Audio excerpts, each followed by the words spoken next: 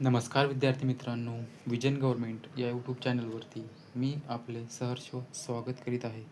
तर आज आपण पाहणार आहोत मुंबई उच्च न्यायालय शिपाई भरतीचा मॅरेथॉन लेक्चर घेणार आहोत, जे की याच्यामध्ये 100 प्रश्न असणार आहे आणि आपली जी ही रिव्हिजन असणार आहे, ही शेवटची रिव्हिजन असणार आहे. आता फक्त उद्या जाऊन आपल्याला पेपर द्यायचा आहे आणि त्याच्यामध्ये एकदा आपलं जे अभ्यास किती झाला आहे ते पाहण्यासाठी आपण मुंबई उच्च न्यायालय शिपाईचा हे महामॅरेथॉन लेक्चर जे आहे ते याचं शेड्यूल केलेलं आहे.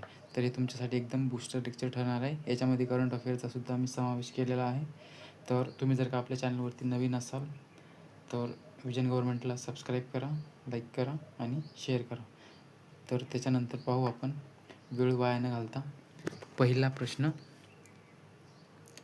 तर पहिला प्रश्न असा आहे, याच्यामध्ये पूर्ण मराठी,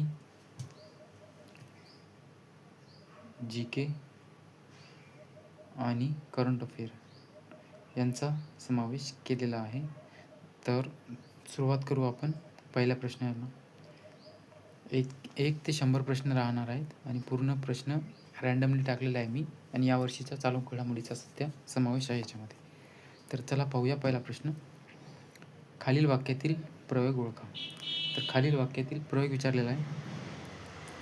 वाक्य असं आहे, तू ते काम करायचे होतेस. तू ते काम करायचे होतेस.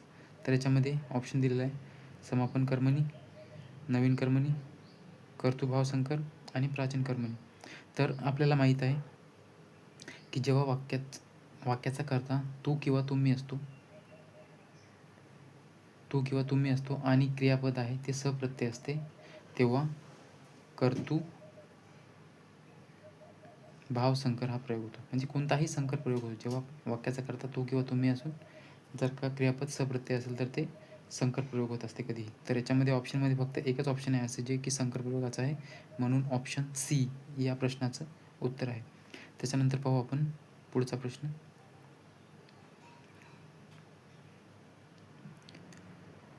प्रश्न 2, खालील वाक्यातील विधेय ओळखा.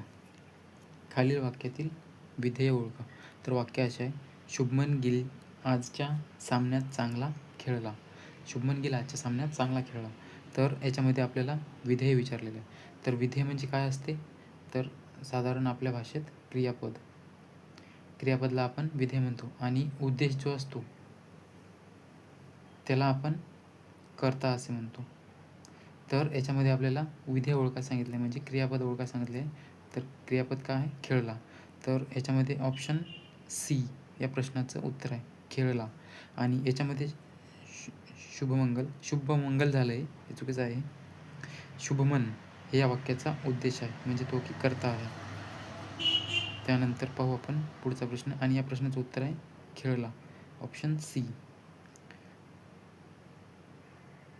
प्रश्न क्रमांक 3, खालील शब्दाचा योग्य अर्थ ओळखा. खालील शब्दाचा योग्य अर्थ ओळखा विचारलेला आहे. तर शेजार धर्म. शेजार धर्म म्हणजे काय, शेजारी जाऊन धार्मिक तत्वाची चिकित्सा करणे, नाही, चुकीचं आहे. ऑप्शन बी मध्ये दिला आहे, आपल्या धर्माचे ज्ञान शेजाऱ्यांना देणे, नाही, हे पण नाही होणार. शेजाऱ्यांशी चांगलं तरी वागण्याची पद्धत, हे बरोबर आहे. शेजाऱ्यांचा धर्म कोणता आहे जाणून घेणे, हे पण नाही. म्हणजे ऑप्शन सी जे आहे हे या प्रश्नाचं उत्तर आहे. शेजार धर्म म्हणजे शेजाऱ्यांशी चांगलं तरी वागण्याची पद्धत होय. त्याच्यानंतर पाहू आपण पुढचा प्रश्न. प्रश्न क्रमांक 4, भारत सरकारने रिकामी जागा आणीबाणीच्या काळात माध्यमांवर सेन्सरशिप लादली होती. सेन्सरशिप लादली होती कशावरती, माध्यम, प्रसार माध्यम जी होती त्यावेळेची, तेव्हा त्यांनी सेन्सरशिप लादली होती. तर ते कधी झाले होते, तर 1890 ते 91च्या दरम्यान, 1898 ते 99च्या दरम्यान, 1990 ते 91, नाही, हे पण नाही. 1998 ते 99, हे पण नाही. 1975 ते 1977 म्हणजे भारत सरकारची जेव्हा इंदिरा गांधी यांनी जेव्हा ती आणीबाणी लावली होती 25 जून 1975. 1975ला जी आणीबाणी लागली होती भारतात, त्यावेळेस प्रसारमाध्यमावरती सेन्सरशिप लादली गेली होती. तेव्हा पंतप्रधान कोण होते तर इंदिरा गांधी. या आणीबाणीच्या नंतर त्यांच्यावरती खूप टीकासुद्धा केली होती आणि ती आणीबाणी लागली होती कलम 356नुसार, 352नुसार राष्ट्रीय आणीबाणी. तर या प्रश्नाचं उत्तर आहे 375 ते 77च्या दरम्यान. त्यानंतर पाहू पुढचा प्रश्न.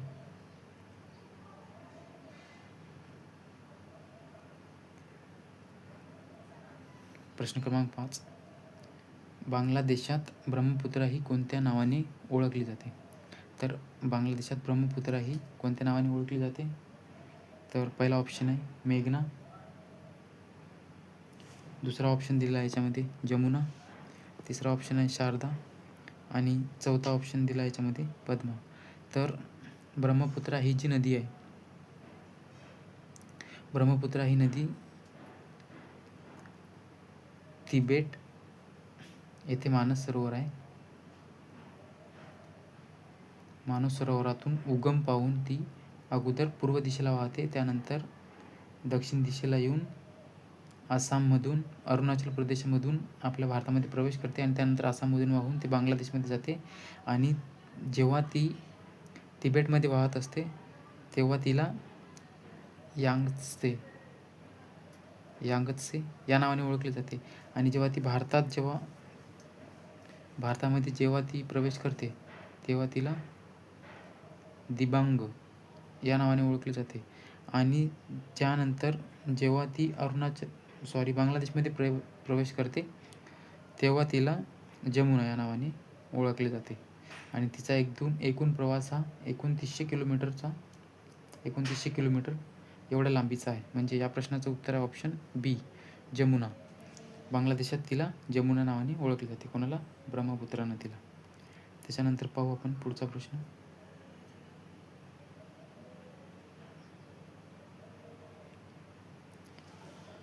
प्रश्न क्रमांक 6. खालीलपैकी कोणती टेकडी द्विप्रकल्पीय पठाराचा विस्तारित भाग आहे असं विचारलेलं आहे. द्विप्रकल्पीय पठाराचा विस्तारित भाग आहे. तर याच्यामध्ये ऑप्शन दिलेला आहे गारो टेकड्या, मणिपुरी टेकड्या, खासी टेकड्या. तर याच्यामध्ये ऑप्शन दिलेला आहे केवळ 1 आणि 2 हे नाही, केवळ 2 आणि 3 हे पण नाही, 1 आणि 3 हे या प्रश्नाचं उत्तर आहे. 1 आणि 3 हे पण नाही. म्हणजे गारो आणि खासी टेकड्या या टेकड्या कुठे आहे तर सध्याच्या मणिपूरमध्ये गारो, खासी आणि जैंतिया या क्रमाने त्या मणिपूरमध्ये वसलेल्या आहे. आणि मौसिनराम जे आहे ते खासी या टेकड्यावरती आहे. ही गारो, खासी आणि जैंतिया. त्यानंतर इथे मणिपुरी जी टेकड्या आहे त्या द्विप्रकल्पीय पठाराचा भाग नाही आहे. द्विप्रकल्पीय पठार भारताचा जवळपास अर्ध्यापेक्षा जास्त क्षेत्रफळ त्याने व्यापलेले आहे. म्हणजे मध्य भारतामध्ये जो पठार असे व्यापलेले आहे ते जास्त करून द्विप्रकल्पीय पठाराचा भाग आहे.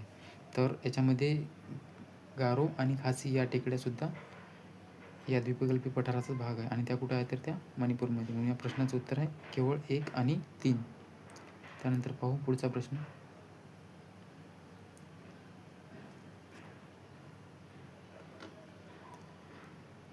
प्रश्न क्रमांक 7. ऑक्झॅलिक आम्ल म्हणजे ऑक्झॅलिक ॲसिड खालीलपैकी कशामध्ये असते? तर ऑक्झॅलिक ॲसिड जे आहे तर ते कशामध्ये असते? तर आवळ्यामध्ये असते की पालकामध्ये असते की चिंचेमध्ये असते की व्हिनेगर? तर ते पालकामध्ये आपल्याला पाहायला मिळते. तर आवळ्यामध्ये कोणते असते तर व्हिटॅमिन सी म्हणजे एस्कॉर्बिक ॲसिड.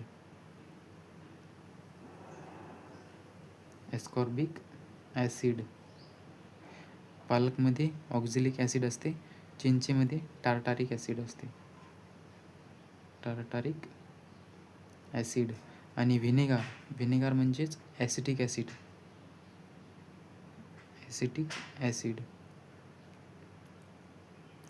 तर ऑक्झॅलिक आम्ल पालकमध्ये असते. त्याच्यानंतर पाहू आपण पुढचा प्रश्न.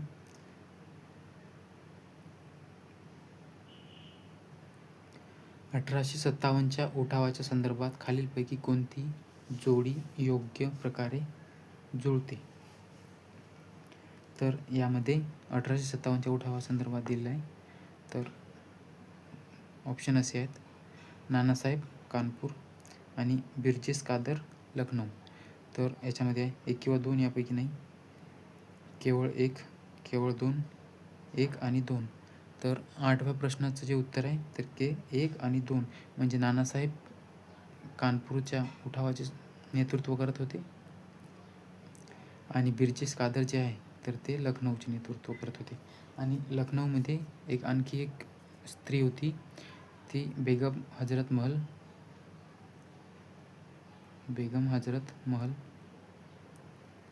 ही नेतृत्व करत होती.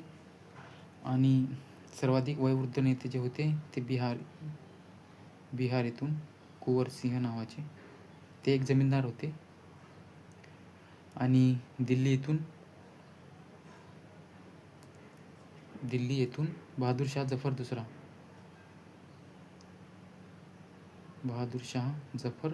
दुसरा आणि याचा जो सेनापती होता त्याच्याकडे या नेतृत्वाची 1857च्या पूर्ण दिल्लीची जी सूत्र होती ते त्याच्याकडे होती आणि त्याचं नाव होतं बख्त खान.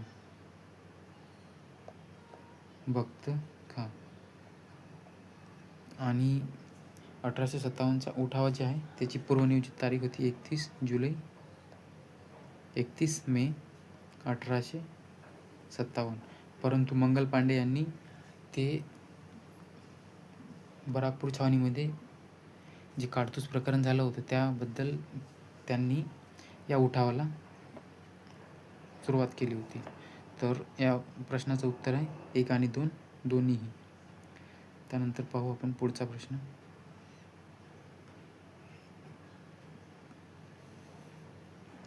आपल्या संविधानात खालीलपैकी कोणता उल्लेख नाही? तर प्रत्येक व्यक्तीला सर्व ठिकाणी प्रवेश आहे, बरोबर आहे. याच्यामध्ये नाही विचारलेलं आहे. अस्पृश्यता नष्ट झाली नाही. म्हणजे अस्पृश्यता जी आहे ती नष्ट झालेली आहे. कलम 17 हिचा उल्लेख आहे की अस्पृश्यता नष्ट करणे. कोणत्याही व्यक्तीला त्याचा धर्म, वंचित, जात इत्यादी आधारावर भेदभाव केला जाऊ शकत नाही, बरोबर आहे. कायद्यापुढे प्रत्येक व्यक्ती समान आहे, हे पण बरोबर आहे. आर्टिकल नंबर 44 किंवा 44. आणि कायद्यापुढे समानता जो हक्क आहे, कायद्यापुढे समानता हे मूलभूत हक्कामध्ये 14 ते 18 कायद्यापुढे समानता दिलेली आहे. आणि कायद्यापुढे प्रत्येक व्यक्ती समान आहे, तर हा बरोबर आहे. याच्यामध्ये आपल्याला उल्लेख नाही विचारलेला आहे, तर ऑप्शन बी म्हणजे अस्पृश्यता नष्ट झाली नाही. तर भारतामध्ये जे आहे ती अस्पृश्यता नष्ट झालेली आहे, हे या प्रश्नाचं उत्तर आहे, म्हणजे बी. त्यानंतर पाहू आपण पुढचा प्रश्न.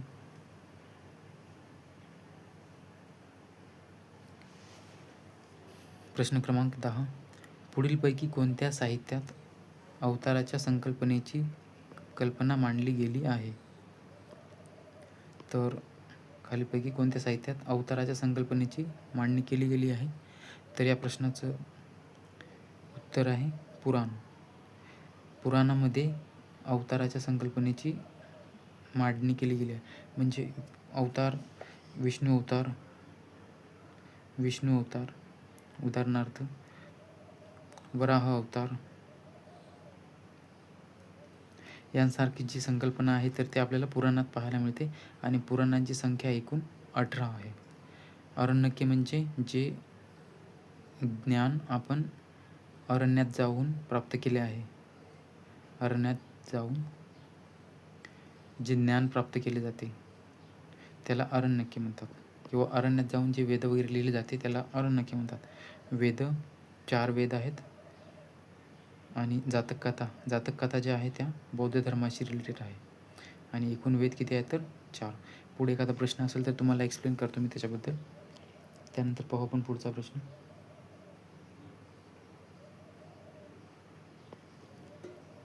प्रश्न क्रमांक 11. खालीलपैकी कोणते एकपेशीय सजीवाचे उदाहरण आहे? तर याच्यामध्ये आपल्याला एकपेशीय सजीवाचे उदाहरण विचारलेले आहे. तर ऑप्शन आहे क्लायमिडिनो मोनास, आणि पॅरामेशियम पाहिजे इथं, पॅरामेशियम. तर एकपेशीय सजीव कोणते कोणते आहे, तर हे दोन्हीही, म्हणजे ऑप्शन वरील दोन्हीही. ऑप्शन डी या प्रश्नाचं उत्तर आहे. क्लायमिडोमोनास आणि पॅरामेशियम या दोन्हीचा समावेश आपण एकपेशीय सजीव म्हणून करतो. एकपेशीय, आणि म्हणजे यांची पेशी फक्त एकच असते, आणि त्याच्यामध्ये याच्या आणखी अमिबा, युग्लिना यांचा सुद्धा समावेश आपण एकपेशीय जीवामध्ये करू शकतो. त्यानंतर म्हणून या प्रश्नाचं उत्तर होतं 1 आणि 2. पाहू पुढचा प्रश्न.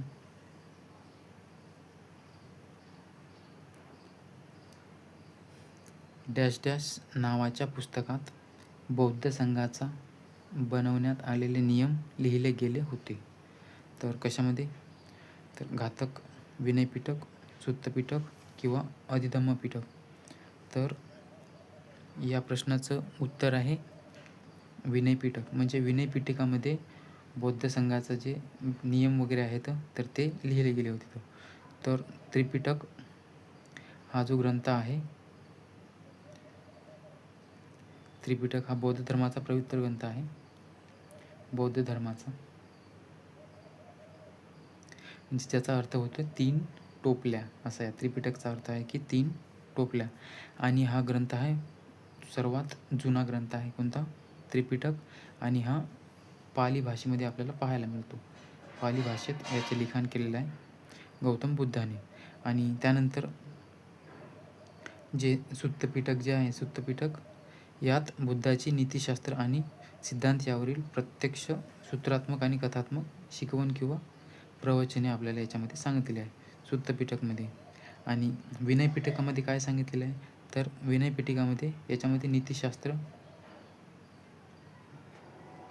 सिद्धांत यावरील कथात्मक शिकवण किंवा प्रवचने वगैरे दिलेले आहे ते विनयपिटकामध्ये. आणि अधिधम्मपिटकामध्ये काय सांगितलेलं आहे, तर उच्च तंत्रज्ञानाचा संग्रह असे याला ओळखले जाते. उच्च तंत्रज्ञानाचा, तत्त्वज्ञानाचा संग्रह, बुद्धाचे शिकवण वगैरे आहे ते याच्यामध्ये दिलेले आहे. याच्यामध्ये एकूण 7 पुस्तकाचा समावेश आहे, 7 पुस्तकांचा समावेश आहे याच्यामध्ये. तर या प्रश्नाचं उत्तर होतं संघाचे नियम कशामध्ये सांगितले आहे, तर ते आपल्याला विनयपिटकामध्ये. ऑप्शन बी या प्रश्नाचं उत्तर आहे. त्यानंतर पाहू आपण पुढचा प्रश्न.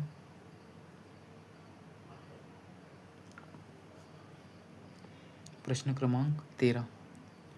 रिचर्ड वेलस्लीने गव्हर्नर जनरल असताना अवधच्या नवाबाला आपला प्रदेश कंपनीस देण्यास भाग पाडले होते.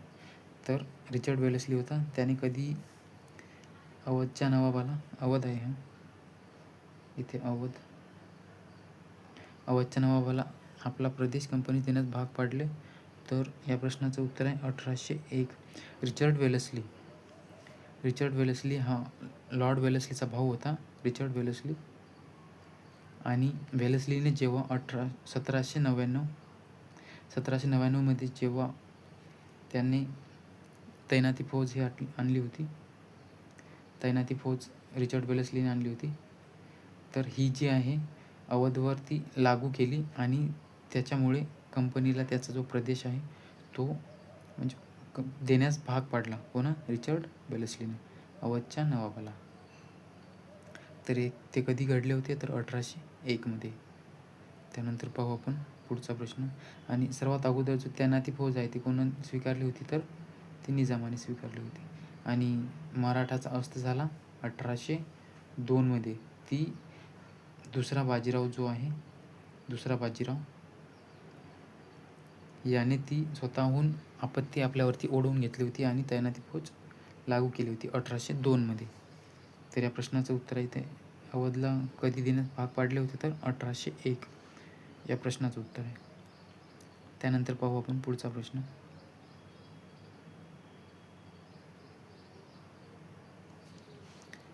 खालील शब्दाचा योग्य पर्याय कोणता, खालील शब्दाचा योग्य पर्याय कोणता.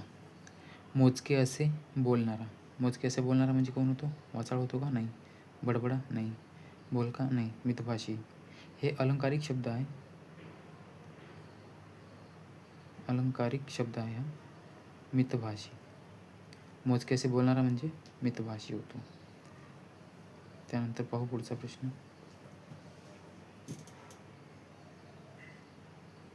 प्रश्न क्रमांक 15. खालील वाक्यातील प्रयोग ओळखा. प्रयोग विचारलेला आहे.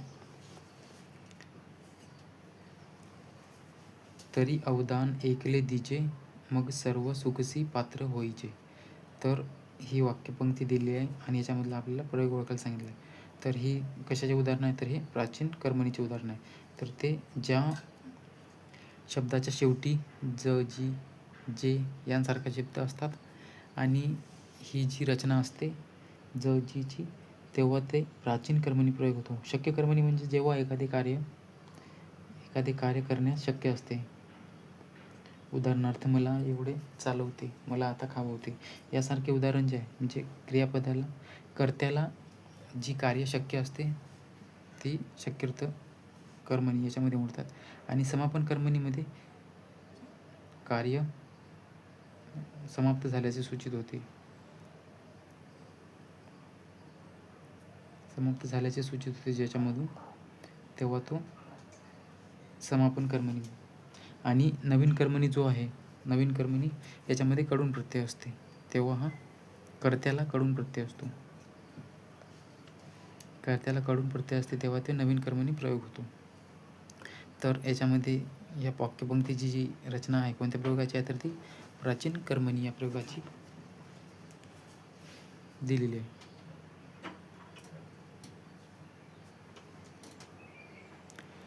प्रश्न क्रमांक 16.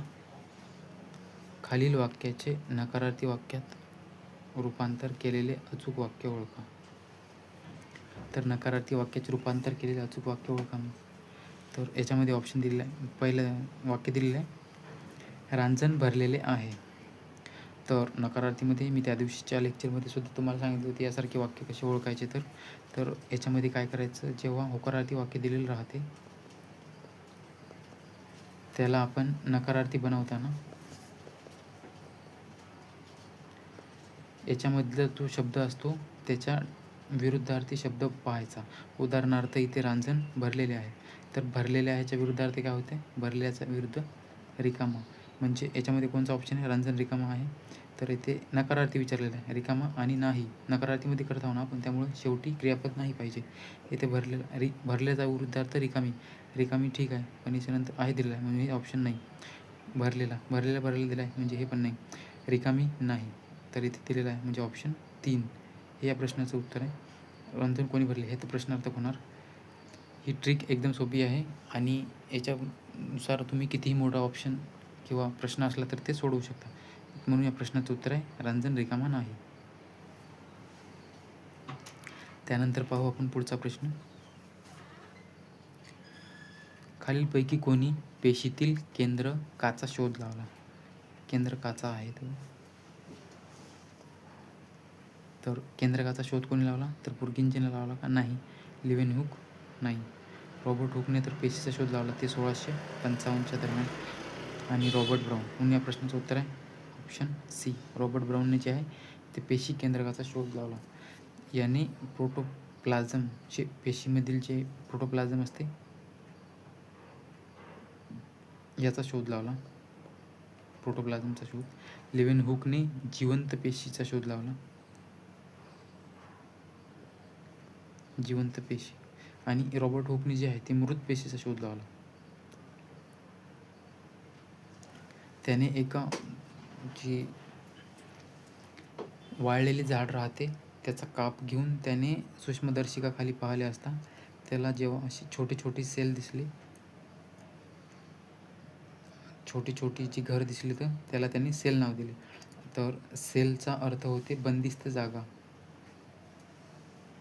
सेलचा अर्थ काय होते? तर बंदिस्त जागा किंवा आपल्या कारागृहाचे जसे सेल असतात त्यासारख्या सेल होत्या आता, म्हणून त्याने याला सेल हे नाव दिले. ते कोणी? रॉबर्ट हुकने. तर याचा पेशी केंद्रकाचा शोध कोणी लावला? तर रॉबर्ट ब्राऊन या प्रश्नाचं उत्तर आहे. त्यानंतर पाहू आपण पुढचा प्रश्न. प्रश्न क्रमांक 18. बौद्ध धर्माच्या महत्त्वाच्या ग्रंथापैकी एक ग्रंथ मानला जातो. बौद्ध धर्माच्या महत्त्वाच्या ग्रंथापैकी एक ग्रंथ मानला जातो. तर त्याच्यामध्ये ऑप्शन ए दिलेला आहे आगम, ऑप्शन बी दिलेला आहे जातक, ऑप्शन सी महाभारत की भद्रबाहू. तर या प्रश्नाचं उत्तर दिलेलं आहे जातक. हा बौद्ध धर्माच्या महत्त्वाचा एक ग्रंथ मानला जातो. याच्यामध्ये बौद्धाचे जो कथा आहेत बौद्ध धर्माशी रिलेटेड आहे ती बौद्ध धर्माची रिलेटेड आहे ती जातक कथा, त्यांचा उल्लेख जातकमध्ये केला जातो. महाभारत हे एक सर्वात मोठे लिखाण आहे आणि ते महर्षी व्यासने लिहिले.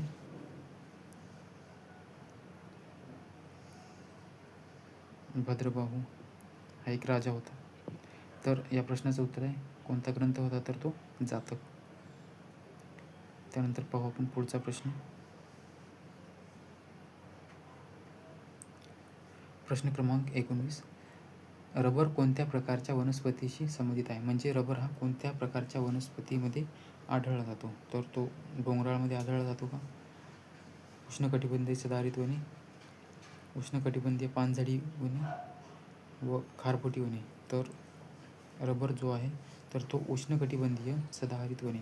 साधारणतः ही पृथ्वी आहे, हे विषुववृत्त, जे विषुववृत्ताचा जो 5° उत्तर ते 5° दक्षिणेकडील जो पट्टा आहे तो विषुववृत्तीय पट्टा म्हणून ओळखला जातो. आणि याच्यामध्ये जी काही वने आढळते तर ती विषुववृत्तीय उष्णकटिबंधीय याच्यामध्ये मोडते. आणि त्यामधून पण जेथे सर्वाधिक पाऊस पडते त्याला सदाहरित वने. उदाहरणार्थ केरळमध्ये, आपल्या भारतामध्ये केरळमध्ये सर्वाधिक पाऊस पडते आणि तेथे रबराचे उत्पादन जास्त प्रमाणात केले जाते, म्हणून रबर हा सदाहरित वनामध्ये आढळतो. तर कोणत्या प्रकारच्या वनाशी संबंधित आहे तो, तर तो उष्णकटिबंधीय सदाहरित वने. त्यानंतर पाहू आपण पुढचा प्रश्न. डोंगराळ वने म्हणजे जी साधारणतः डोंगरावरती जी वने वगैरे आढळतात ती, आणि उष्णकटिबंधीय पानझडी वने म्हणजे जी विषुववृत्तीय पट्ट्याच्या दरम्यानचीच वने, परंतु जिथे पावसाचे प्रमाण खूप कमी असते तेथे वनं आढळतात. आणि खारफुटी वने ही समुद्रकिनारी असतात, समुद्रकिनारी हे वनस्पती आढळतात. तर रबर कोणत्या प्रकारच्या वनस्पती संबंधित आहे, तर उष्णकटिबंधीय सदाहरित वने याच्यामध्ये तो आढळले. त्यानंतर पाहू आपण पुढचा प्रश्न. प्रश्न क्रमांक 20. खालीलपैकी कोणता ग्रंथ सत्व, रज आणि तम यांचे स्पष्टीकरण देतो? तर ऑप्शन आहे छांदोग्य उपनिषद, रामायण, वायुपुराण की भगवद्गीता. तर या प्रश्नाचं उत्तर आहे भगवद्गीता. तर महाभारतातील भीष्मवर्षाचा भाग म्हणून याच्यामध्ये 18 अध्याय दिलेले आहेत आणि 700 श्लोक. आणि भगवद्गीतेमध्ये श्रीकृष्णाने अर्जुनाला दिलेला उपदेश किंवा मानवाला दिलेला उपदेश याच्यामध्ये सांगितलेले आहे. आणि गीत म्हणजे गाणे वगैरे, आणि गीता म्हणजे श्रीकृष्णाने गायलेले ज्ञान, श्रीकृष्णाने गायलेले ज्ञान, याच्यामुळे भगवद्गीता असे म्हटले जाते. रामायण हे वाल्मिकीने लिहिले. वाल्मिकींनी रामायण लिहिले. वायुपुराण एक पुराणाचा भाग आहे तो, ज्यामध्ये पुराण किती आहेत तर 18, त्यापैकी एक वायुपुराण आहे. तर कोणत्या ग्रंथामध्ये सत्व, रज आणि तम हे सांगितलेले आहे यांचे स्पष्टीकरण देतो, तर ते भगवद्गीता हा ग्रंथ आहे. आणि हा हिंदू धर्माचा पवित्र ग्रंथ आहे. हिंदू धर्माचा पवित्र ग्रंथ आहे तो. त्यानंतर पाहू आपण पुढचा प्रश्न.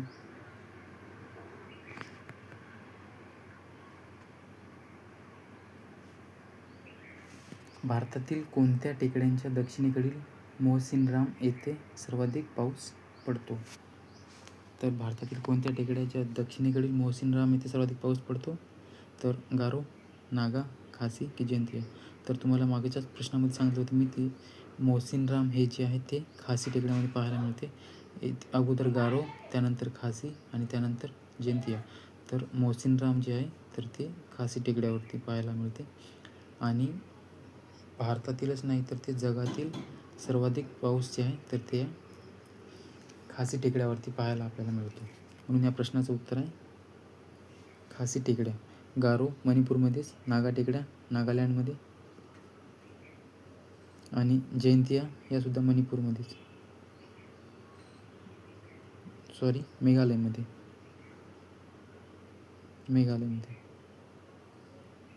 या तिन्ही टेकड्या मेघालयमध्ये पाहायला मिळतात. या प्रश्नाचं उत्तर आहे खासी टेकड्या. ऑप्शन सी या प्रश्नाचं उत्तर आहे. त्यानंतर पाहू आपण पुढचा प्रश्न.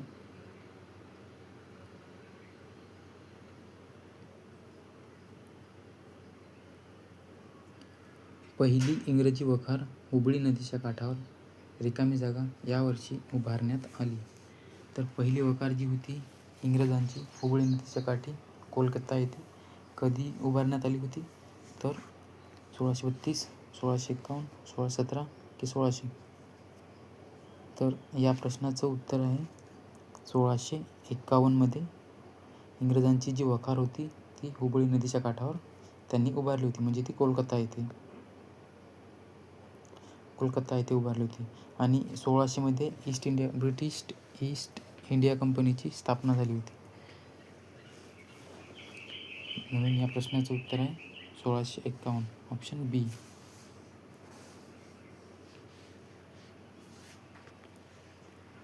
प्रश्न क्रमांक 23. फुलपाखरू खालीलपैकी कोणत्या प्राणी सृष्टीशी संबंधित आहे? तर ते कशाशी संबंधित आहे, कोणत्या गणामध्ये मोडते ते? तर ऑर्थ्रोपोडामध्ये, जो की सर्वात मोठा संघ आहे. ऑर्थ्रोपोडा हा संघ हा सर्वात मोठा संघ आहे. आणि त्यामध्ये फुलपाखरू, झुरळ, विंचू जेवढे काही प्राणी आहेत त्यांचा समावेश या ऑर्थ्रोपोडा संघामध्ये होतो. म्हणजे कीटक वर्गाचा सर्वाधिक कीटकांचा समावेश याच्यामध्ये होतो ऑर्थ्रोपोडामध्ये. म्हणून फुलपाखराचा सुद्धा समावेश याच्यामध्ये होतो. म्हणून या प्रश्नाचं उत्तर आहे ऑप्शन बी. मोलस्कामध्ये गोगलगाय येते. गोगलगाय म्हणजे कंटक वर्मीय जी प्राणी आहेत, म्हणजे ज्यांच्या शरीरावरती कॅल्शियम कार्बोनेटचे आवरण वगैरे असते. उदाहरणार्थ गोगलगाईच्या अंगावरती शिंपले यांचा समावेश मोलस्कामध्ये केला जातो. प्लॅनेरिया हा एक जंत आहे, एक प्रकारचा जंत आहे तो प्लॅनेरिया. आणि ॲनिलिडा हा दुसरा सर्वात मोठा संघ आहे तो. अपृष्ठवंशी प्राणी याचा सर्वात मोठा संघ आहे, दुसऱ्या नंबरचा. आणि सर्वात मोठा संघ कोणता आहे तर तो ऑर्थ्रोपोडा. तर फुलपाखराचा समावेश ऑर्थ्रोपोडामध्ये. आणि घरमाशीसुद्धा याच्यामध्ये समावेश होतो याचा ऑर्थ्रोपोडा संघामध्ये. तर पाहू त्याच्यानंतर पुढचा प्रश्न.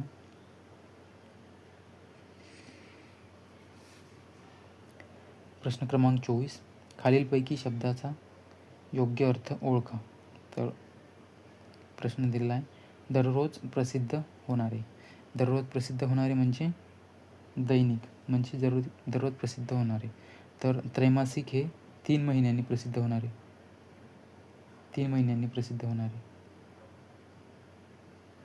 म्हणजे त्रैमासिक. साप्ताहिक हे 7 दिवसांनी प्रसिद्ध होणारे. पाक्षिक हे 15 दिवसांनी प्रसिद्ध होणारे. आणि मासिक जे आहे ते 30 दिवसांनी प्रसिद्ध होणारे किंवा प्रत्येक महिन्याला. आणि 12 महिन्यातून जे होते म्हणजे वार्षिक, तर त्याला वार्षिक म्हणतात. आणि दर 2 वर्षांनी प्रसिद्ध होणारे याला द्विवार्षिक. तर दररोज प्रसिद्ध होणारे दैनिक. मित्रांनो, जर का तुम्हाला आपल्या यूट्यूब चॅनलवरील जर का एक्सप्लेनेशन आवडत असेल तर विजन गव्हर्नमेंटला नक्की सबस्क्राईब करा. त्यानंतर पाहू आपण पुढचा प्रश्न.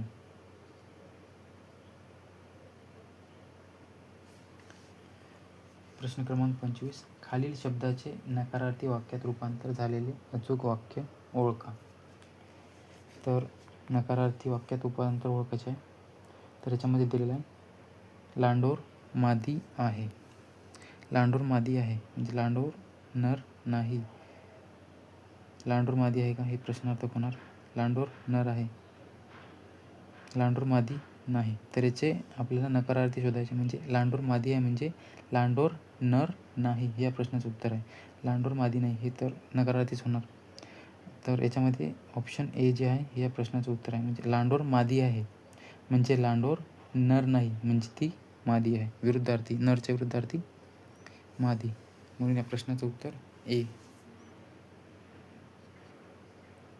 प्रश्न क्रमांक 26.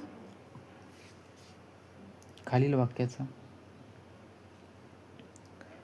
वाक्याचा मिश्र वाक्यातील प्रकारातील अचूक प्रकार ओळखा. मिश्र वाक्यातील प्रकार विचारलेला आहे. आज तो उत्तम क्रिकेटपटू आहे कारण त्यांनी सातत्यपूर्ण सराव केला होता. तर मिश्र वाक्याच ओळखायचे आहे. तर मिश्र वाक्य ओळखण्यासाठी जे वाक्य गौणत्व सूचक उभयान्वयी अव्ययाने जोडलेले असते ते मिश्र वाक्य असते. आणि गौणत्व सूचकमध्ये स्वरूपबोधक, उद्देशबोधक,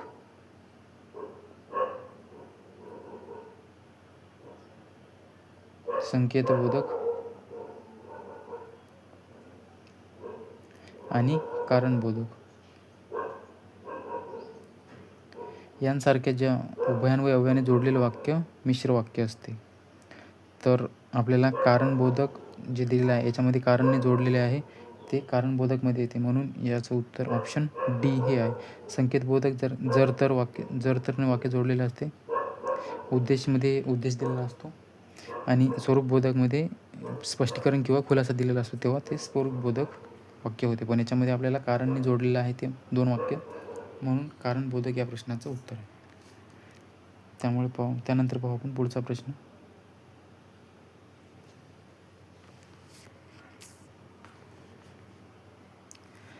ICC महिला वर्ल्ड कप 2025 कोणी जिंकला? तर ICC महिला वर्ल्ड कप 2025 कोणी जिंकला? तर याचा विजेता भारत हाच आहे. 2025च्या नोव्हेंबरमध्ये ही शृंखला झाली होती जी की दक्षिण आफ्रिकेमध्ये झाली होती ती. आणि दक्षिण आफ्रिका हा उपविजेता ठरला आहे. या संघाचा उपविजेता जो आहे तो दक्षिण आफ्रिका आहे आणि भारत जो आहे तो विजेता ठरलेला आहे. आणि सोबतच T20 विश्वचषक जे आहेत याचा विजेतासुद्धा भारतच ठरलेला आहे आणि त्याने न्यूझीलंड या संघाला हरवलेले आहे. या प्रश्नाचं उत्तर आहे महिला वर्ल्ड कप कोणी जिंकला? तर भारताने तो जिंकलेला आहे. त्यानंतर पुढचा प्रश्न. पुरुष हॉकी आशिया कप 2025 कोणत्या देशाने जिंकला? तर पुरुष हॉकी आशिया कप हे जे आहे हा सुद्धा भारताने जिंकलेला आहे. यावर्षीच्या जी मोस्टली जास्त करून जी स्पर्धा वगैरे आहेत तर त्या भारताने जिंकलेल्या आहे. आणि दक्षिण कोरिया हा उपविजेता ठरलेला आहे. आणि याची जी आयोजन होते ते दक्षिण कोरियामध्येच केले होते. तर पुरुष हॉकी आशिया कप 2025चा विजेता कोण आहे? तर भारत हा संघ आहे. त्यानंतर पाहू पुढचा प्रश्न. प्रश्न क्रमांक 29. 2026 चित्ररथ सोहळ्यामध्ये कोणते राज्य प्रथम आले? तर यावेळेस महाराष्ट्र हे राज्य 2026च्या चित्ररथ सोहळ्यामध्ये पहिले आले होते. आणि यावेळेस 9व्यांदा ते महाराष्ट्राने किताब जिंकला आहे. म्हणजे पहिल्या क्रमांकावरती ते राहिलेलं आहे. आणि दुसऱ्या क्रमांकावरती जम्मू अँड काश्मीर हे केंद्रशासित प्रदेश होते. आणि महाराष्ट्राने जे आहे ते गणेशोत्सव याचे सादरीकरण केले होते चित्ररथ सोहळ्यामध्ये आणि त्याला महाराष्ट्राने प्रथम क्रमांक मिळवले. त्यानंतर पाहू पुढचा प्रश्न.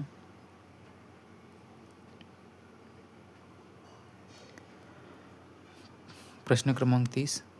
पहिला अंध महिला T20 विश्वचषक 2025 कोणत्या संघाने जिंकला? तर पहिला अंध महिला T20 विश्वचषक हा सुद्धा भारतानेच जिंकलेला आहे आणि याच्यामध्ये उपविजेता राहिलेला आहे नेपाळ. T20 विश्वचषक 2025चा विजेतासुद्धा भारताचा आहे. त्यानंतर पाहू पुढचा प्रश्न. प्रश्न क्रमांक 31. पपई आंबा या फळांमध्ये कोणते जीवनसत्व सर्वाधिक प्रमाणात असते? तर पपई आणि आंबा यामध्ये सर्वाधिक जे जीवनसत्व आहे तर ते कोणते असते? तर विटॅमिन सी असते. विटॅमिन बी जे आहे त्याला बेरी या नावाने ओळखले जाते. Vitamin C ascorbic acid.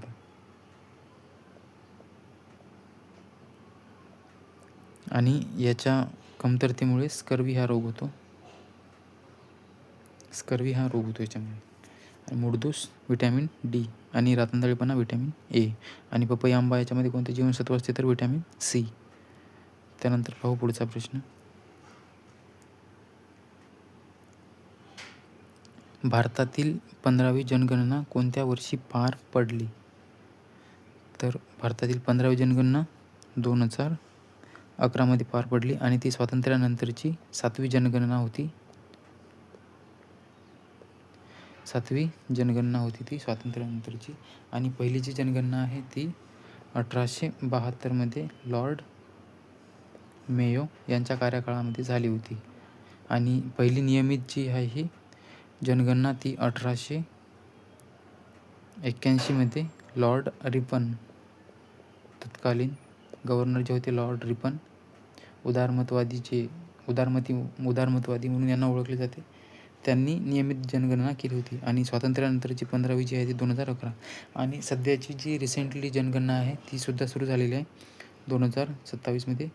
ही व्हायला पाहिजे होती 2021, परंतु कोविड-19 याच्यामुळे ती 2027 या वेळेस आयोजन करण्यात आले. आणि त्याचे जे ब्रँड ॲम्बॅसिडर आहे तर सुदर्शन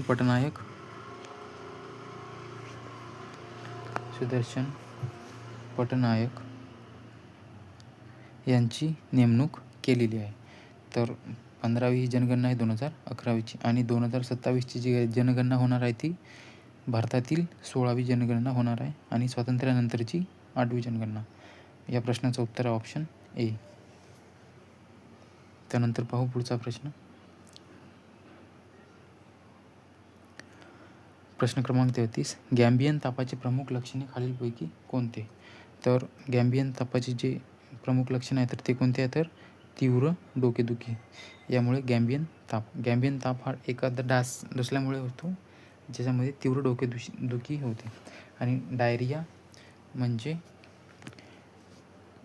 जर का आपल्या खाण्यामध्ये दूषित अन्न आणि पाण्यामधून होतो तो डायरिया, आणि तो आपल्या शरीरातील मोठ्या आतड्यांना अफेक्टेड करतो, मोठ्या आतड्यांना, ज्यामुळे आपल्या शरीरातील पाण्याची कमतरता निर्माण होते आणि आपल्याला डायरिया होतो. हगवण हा अँटामिबा हिस्टॉलिटिका या अमिबामुळे होतो. निद्रानाश हा से नावाची जेव्हा माशी आपल्याला चावते तेव्हा निद्रानाश हा रोग होतो. तर गॅम्बियन तापाची प्रमुख लक्षणे कोणती आहेत? तर तीव्र डोकेदुखी. त्यानंतर पाहू आपण पुढचा प्रश्न. प्रश्न क्रमांक 34. या प्रकारच्या कोळशात कार्बनचे सर्वाधिक प्रमाण असते. तर कोळशाचे प्रकार किती आहेत? एकूण 4. त्याच्यामध्ये अँथ्रासाइट, त्यानंतर बिटुमिनस, याच्यामध्ये पीट, आणि 3 नंबरला आहे तो लिग्नाइट आणि 4 नंबरला आहे तो पीठ. तर सर्वाधिक प्रमाण याच्यामध्ये 90% जास्त असते.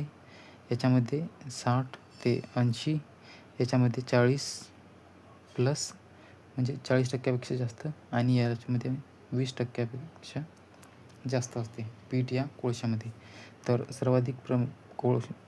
सर्वाधिक जे प्रमाण असते कार्बनचे ते कशामध्ये असते, तर अँथ्रासाइट या कोळशामध्ये असते, जे की ऑप्शन ए मध्ये दिलेलं आहे.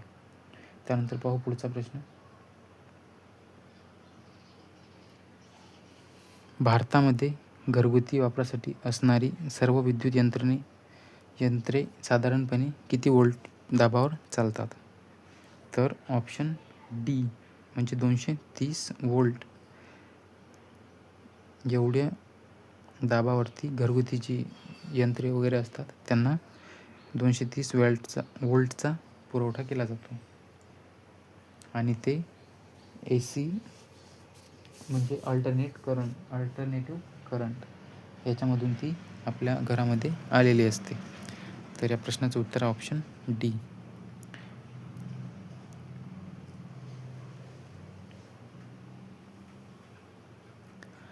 प्रश्न क्रमांक 36. राष्ट्रीय स्वयंसेवक संघाचे संस्थापक म्हणून कोणाचे निर्देश करावा लागेल? तर RSS म्हणजे हेच RSS, ज्याची स्थापना 1925 मध्ये केली होती. आणि ती कोणी केली होती, तर डॉक्टर केशव हेडगेवार यांनी. कुठे केली होती? नागपूर या ठिकाणी. आणि या संघाचे जे मुख्यालय आहे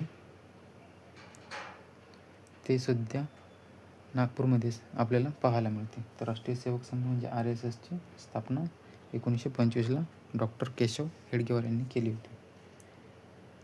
त्यानंतर पाहू पुढचा प्रश्न. औंढा नागनाथ हे भारतातील कोणते म्हणजे कितवे ज्योतिर्लिंग आहे? तर ते कितवे ज्योतिर्लिंग आहे, तर ते 8वे. तर महाराष्ट्रामध्ये एकूण 5 ज्योतिर्लिंग आहे. त्याच्यामध्ये पहिले औंढा नागनाथ, दुसरे घृष्णेश्वर, तिसरे परळी वैजनाथ,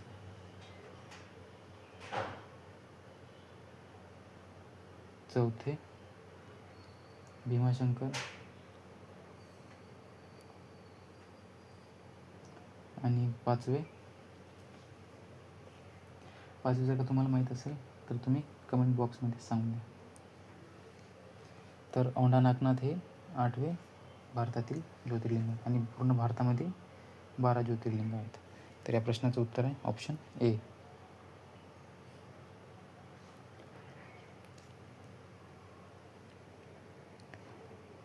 प्रश्न क्रमांक 38. हॉरिस शिल्ड ट्रॉफी कोणत्या क्रीडा प्रकाराशी संबंधित आहे? तर हॉरिस शिल्ड ट्रॉफी कोणत्या क्रीडा प्रकाराशी संबंधित आहे?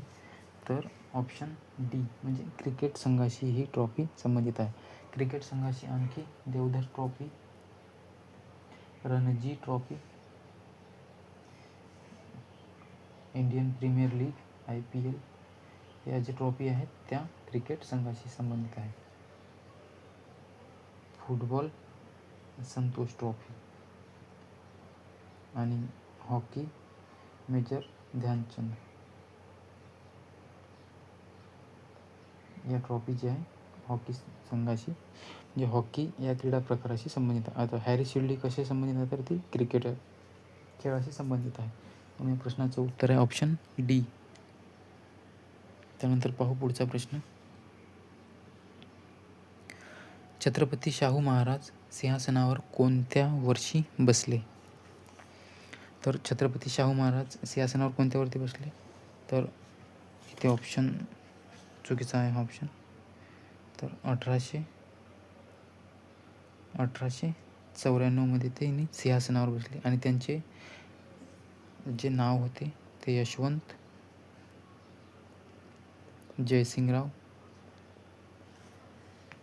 जयसिंगराव घाटगे हे मूळचे कोल्हापूर येथील होते. आणि ते चौथे छत्रपती शिवाजी म्हणून ओळख त्यांची होती. चौथे शिवाजी. त्यांनी कोल्हापूर येथे एक चांगले समाजसुधारक म्हणून कार्य केलेले आहेत. त्यांनी खूप साऱ्या विद्यार्थ्यांसाठी हॉस्टेल वगैरे तलाठी कार्यालय वगैरे त्यांनी निर्माण केलेले आहे आणि अस्पृश्यताबद्दल त्यांनी कडाडून विरोध केलेला आपल्याला पाहायला मिळतो. तर छत्रपती महाराज जे आहे ते सिंहासनावर कोणत्या वर्षी बसले तर ते 1894. तर 1891मध्ये त्यांना दत्तक घेण्यात आले होते, जे की घाटगे घराण्यापासून त्यांना दत्तक घेतले होते 1891मध्ये आणि 94मध्ये त्यांना सिंहासनावर बसवले होते. तर या प्रश्नाचं उत्तर आहे ऑप्शन नाही 1894. त्यानंतर पाहू पुढचा प्रश्न. भारताची दक्षिण उत्तर लांबी किती आहे? तर भारताची दक्षिण उत्तर लांबी किती आहे तर 3214 किलोमीटर ही उत्तर दक्षिण लांबी आहे भारताची. आणि पूर्व पश्चिम जी लांबी आहे ती 2933 किलोमीटर एवढी लांबी आहे. आणि भारताला एकूण 7 राज्ये जे आहेत ती लागून आहे, 7 देश लागून आहेत. आणि सर्वाधिक लांबी जी आहे ती बांगलादेश या देशाला लागून आहे. सर्वाधिक सीमा बांगलादेशला लागून आहे. तर दक्षिण उत्तर लांबी किती आहे तर 3214 किलोमीटर. 15,200 किलोमीटर जी आहे ही समुद्री सीमा आहे, भूसीमा आहे पूर्ण भारताची. आणि 7,517 ही जी आहे ही संपूर्ण समुद्री सीमा आहे. समुद्री सीमा संपूर्ण 7,517 किलोमीटरची. त्यानंतर पाहू आपण पुढचा प्रश्न.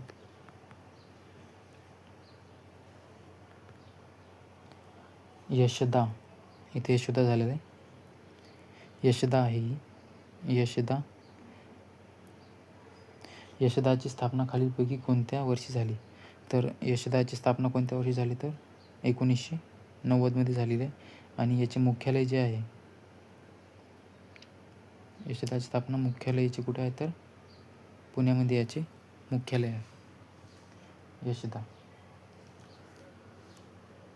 आणि स्थापना त्याची 1990मध्ये. त्यानंतर पाहू पुढचा प्रश्न.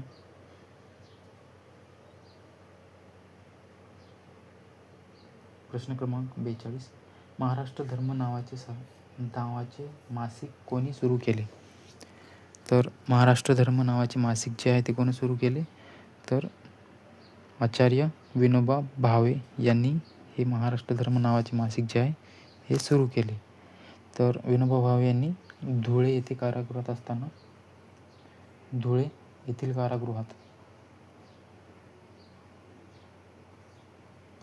असताना हे मासिक सुरू केले.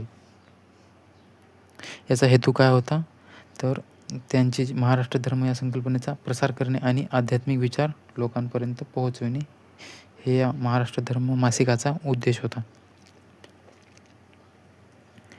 त्यांनी ही संज्ञा जी आहे प्रामुख्याने समर्थ रामदास स्वामीशी जोडली जाते, परंतु नियतकालिक विनोबा भावे यांनी सुरू केले महाराष्ट्र धर्म हे. तर या प्रश्नाचं उत्तर ऑप्शन ए विनोबा भावे. त्यानंतर पुढचा प्रश्न.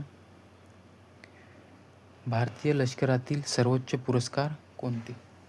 तर भारतीय लष्करातील सर्वोच्च पुरस्कार कोणता दिला जातो तर परमवीर चक्र. म्हणजे हे युद्धकाळातील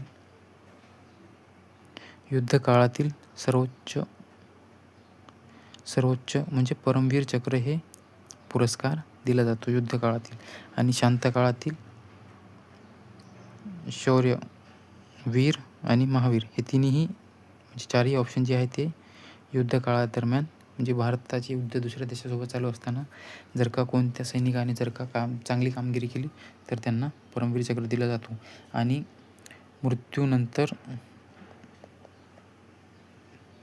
मृत्यूनंतर आणि त्याच्या अगोदरसुद्धा हा पुरस्कार दिला जातो. आणि पहिला जो पुरस्कार आहे तो मेजर सोमनाथ यांना दिला गेला. जेव्हा भारत पाकिस्तान सोबत युद्ध चालू होते 1947च्या दरम्यान, तेव्हा मेजर सोमनाथ यांना हा पुरस्कार दिला होता. कोणता? परमवीर चक्र.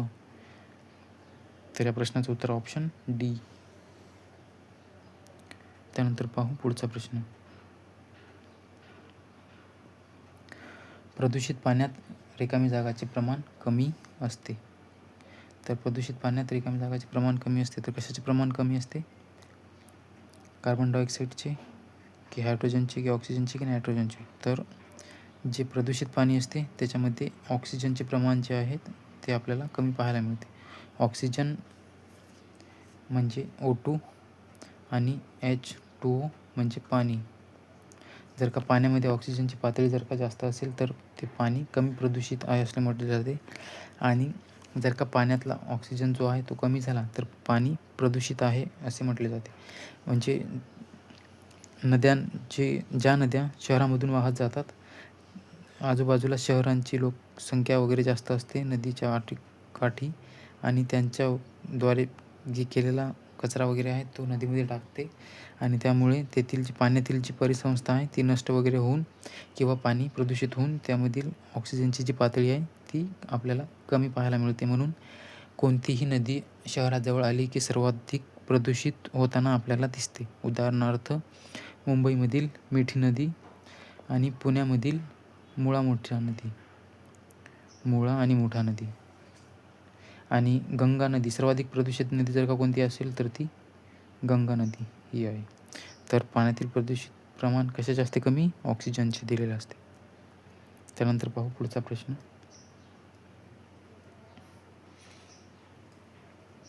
प्रश्न क्रमांक 45. महाराष्ट्र पर्यटन महामंडळाची स्थापना कधी झाली? तर महाराष्ट्र पर्यटन महामंडळाची स्थापना जी आहे ती 20 जानेवारी 1975 मध्ये झालेली आहे. पर्यावरण महामंडळाचा उद्देश जो असतो महाराष्ट्राचे पर्यटन जे आहे त्यांना चालना मिळावी या उद्देशाने 20 जानेवारी 1975ला महाराष्ट्र पर्यावरण किंवा पर्यटन महामंडळाची स्थापना केलेली आहे. ऑप्शन ए या प्रश्नाचे उत्तर आहे.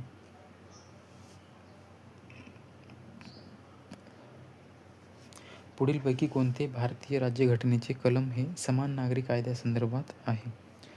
तर कोणते कलम हे समान नागरी कायद्यासंदर्भात आहे? तर कलम नंबर 44 हे समान नागरी कायदा. आणि समान नागरी कायदा हे जे आहे भारतीय राज्यघटनेच्या मूलभूत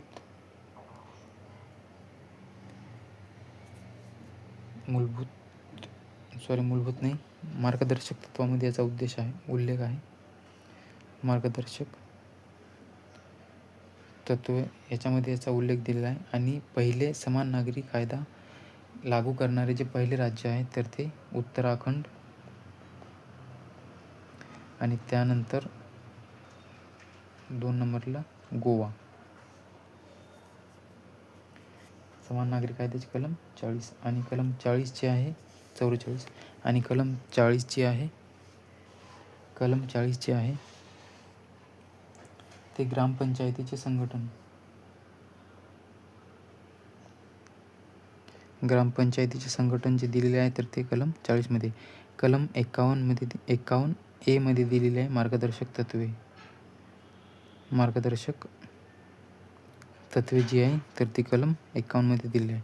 आणि कलम 32 जी आहे तर ती घटनेचा आत्मा असाचा उल्लेख केला जातो, ज्याच्यामध्ये घटनात्मक उपाययोजनेचा हक्क दिलेला आहे, ज्याच्यामध्ये 5 रिट्स दिले आहेत जे की फक्त सर्वोच्च न्यायालयात मांडता येते, आणि त्याच्याद्वारे एखाद्या व्यक्तीचे मूलभूत हक्क जे आहे तर ती परत आणून देता येऊ शकते. आणि मूलभूत हक्क जे आहे तर ती भाग 3 मध्ये दिलेले आहे. आणि हे मूलभूत मार्गदर्शक तत्वे जे आहे तर ती भाग 4 मध्ये यांचा उल्लेख केलेला आहे. म्हणून या प्रश्नाचं उत्तर जे आहे समान नागरी कायदा संदर्भात कोणते कलम आहे तर कलम 44 या प्रश्नाचं उत्तर आहे. त्यानंतर पाहू आपण पुढचा प्रश्न.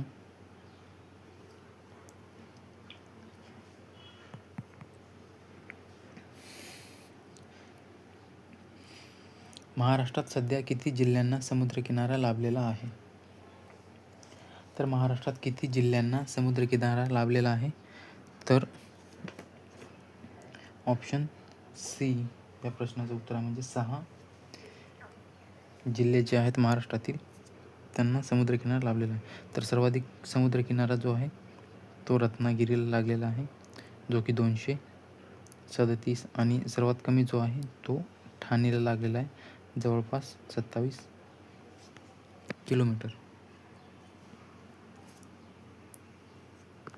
27 किलोमीटरचा किनारा याला लागलेला आहे.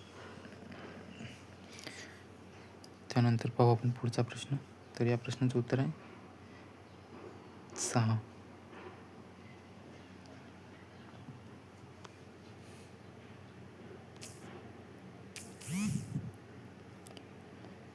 बर्फाचे ज्यावेळी पाण्यात रूपांतर होते त्यावेळी त्याच्या आकारमानामध्ये काय होते, तर कायम राहते की वाढते, की कधी वाढते व कधी कमी होते, तर कमी होते. म्हणजे ज्यावेळेस बर्फाचे पाण्यात रूपांतर होते तेव्हा त्याचे आकारमान जे आहे तर ते कमी होताना आपल्याला पाहायला मिळते. आणि 100 डिग्री अंश सेल्सिअस पाण्याचा बॉइलिंग पॉईंट म्हणजे उत्कलन बिंदू जो आहे पाण्याचा तो 100 डिग्री असतो आणि 0 डिग्रीवरती त्याचा गोठण बिंदू आणि 4 डिग्री सेल्सिअसवरती तो पाण्याचे असंगत आचरण आपल्याला पाहायला मिळते. तर या प्रश्नाचं उत्तर ऑप्शन डी. कधी, तर ज्यावेळी बर्फाचे जे पाण्यात रूपांतर होते त्यावेळी त्याचे आकारमान जे आहे ते कमी होते. म्हणून या प्रश्नाचं उत्तर ऑप्शन डी. बेकिंग सोडा, ब्रेकिंग नाही, हा बेकिंग आहे. बेकिंग सोडा म्हणजे काय, तर बेकिंग सोडा म्हणजे काय, तर सोडियम बाय कार्बोनेट म्हणजे बेकिंग सोडा, ज्याला आपण खाण्याचा सोडा असे म्हणतो. आणि याची जी संज्ञा आहे म्हणजे वैज्ञानिक नाव जे आहे त्याचे NaHCO3 म्हणजे खाण्याचा सोडा. आणि सोडियम कार्बोनेट हा जो आहे हा Na2CO3 म्हणजे सोडियम कार्बोनेट म्हणजे हा धुण्याचा सोडा. आणि सोडियम क्लोराईड म्हणजे NaCl म्हणजे आपले साधारण मीठ आपण जे खाण्यामध्ये वापरत होते. आणि सोडियम हायड्रॉक्साईड हे एक प्रकारचे द्रावक आहे ज्याची संज्ञा आहे NaOH म्हणजे सोडियम हायड्रॉक्साईड. तर बेकिंग सोडा म्हणजे sodium bicarbonate vitamin, option C या प्रश्नाचं उत्तर आहे. त्यानंतर पाहू आपण पुढचा प्रश्न. कोणत्या कायद्याने प्रांतीय शासन व्यवस्था सुरू केली, तर कोणत्या कायद्याने प्रांतीय शासन व्यवस्था सुरू केली, तर ऑप्शन ए 1892, 1909, 1919 की 1935. तर या प्रश्नाचं उत्तर आहे ऑप्शन डी म्हणजे 1935. जेव्हा 1935ला भारत स्वातंत्र्याचा कायदा केला होता,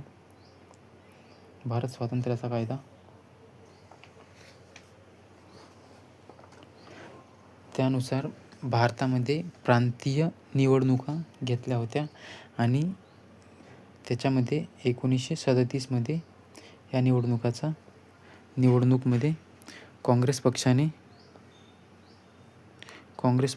सर्वाधिक जागा आपल्याला जिंकल्या तिथे.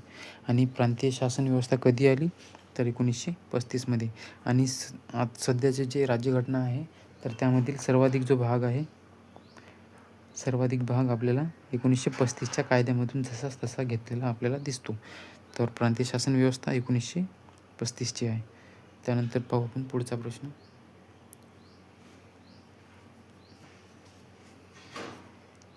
खालीलपैकी कोणत्या दिवशी जागतिक वाळवंटीकरण आणि दुष्काळ विरोधी दिवस पाळला जातो, तर वाळवंटीकरण आणि दुष्काळ विरोधी दिवस कधी पाळला जातो, तर ऑप्शन डी म्हणजे 17 जूनला जागतिक वाळवंटीकरण आणि दुष्काळ विरोधी दिवस पाळला जातो. त्यानंतर पाहू पुढचा प्रश्न.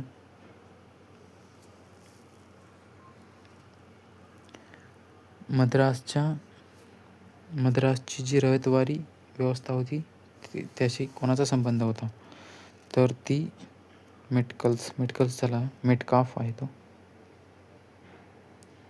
मेटकाफ याने रयतवारी ही पद्धत मद्रासमध्ये सुरू केली होती. आणि महाराष्ट्रामध्ये एल्फिन्स्टन यांनी 1820च्या दरम्यान रयतवारी ही महाराष्ट्रामध्ये लागू केली होती. रयतवारी म्हणजे यामध्ये 3 सर्कल असायचे. इथे शासन, इथे शासन आणि जनता याच्यामध्ये दोनच सर्कल होते. तर शासन आणि जनता म्हणजे याच्यामध्ये मध्यस्थ जे आहे, जे मध्यस्थी आहे यांचा इथे समावेश नव्हता. सरकारचा जो आहे तो डायरेक्ट कॉन्टॅक्ट जनतेशी होता, म्हणून हिला रयतवारीची पद्धत म्हटलं जात होती. तर ती मद्रासमध्ये कोण लावली होती? तर ती मेटकाफ यांनी लावली होती आणि महाराष्ट्रामध्ये एल्फिन्स्टन यांनी लावली होती ती रयतवारी पद्धत. आणि सर्वात अगोदर ती कुठं लागली होती? तर आसाम. या प्रश्नाचं उत्तर आहे ऑप्शन सी, एल्फिन्स्टननी महाराष्ट्रात लावली होती. त्यानंतर पाहू आपण पुढचा प्रश्न. आंतरराष्ट्रीय बाजारात हे चलन मोठ्या प्रमाणात स्वीकारले जाते. तर आंतरराष्ट्रीय बाजारात कोणते चलन सर्वाधिक वापरले जाते? तर ते डॉलर. हे जे आहे डॉलर चलन ते मोठ्या प्रमाणात स्वीकारले जाते. रुपया हा भारत, त्यानंतर भूटान आणि पाकिस्तान. रुबल, रिंगट.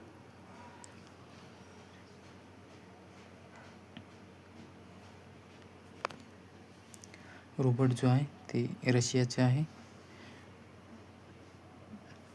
आणि याच्यामध्ये सर्वाधिक जे मोठ्या प्रमाणात बाजारामध्ये स्वीकारले जाते तर ते डॉलर. या प्रश्नाचं उत्तर आहे.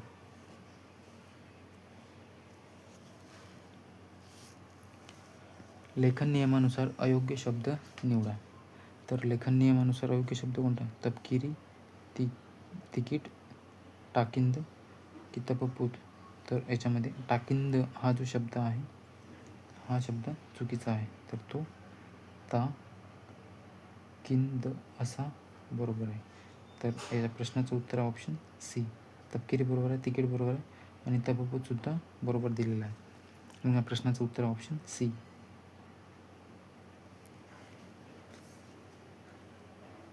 प्रश्न क्रमांक 55. पुढीलपैकी अयोग्य जोडी ओळखा. पुढीलपैकी अयोग्य जोडी ओळखा. काव, तांबड्या रंगाची माती ही बरोबर आहे. काहिली म्हणजे मोठी चूल ही सुद्धा बरोबर आहे. खंक म्हणजे पक्षी. हुंडा म्हणजे भरीव किंवा बांबू, तर हे पण बरोबर आहे. खंक हे आहे याच्यामध्ये चुकीचं आहे. तर खंक म्हणजे कंजूस होते आणि खग म्हणजे पक्षी होते.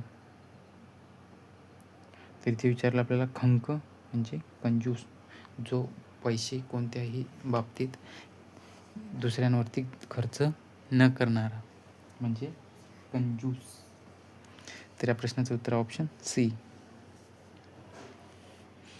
त्यानंतर पाहू आपण पुढचा प्रश्न. अलंकारिक शब्द व त्यांचा अर्थ यांची चुकीची जोडी ओळखा. ऑप्शन ए, रामशास्त्री, स्पष्ट वक्ता, न्यायाधीश. बरोबर आहे. रामशास्त्री म्हणजे स्पष्ट वक्ता, न्यायाधीश. शिराळ शेठ म्हणजे रंगील माणूस, हे पण बरोबर आहे.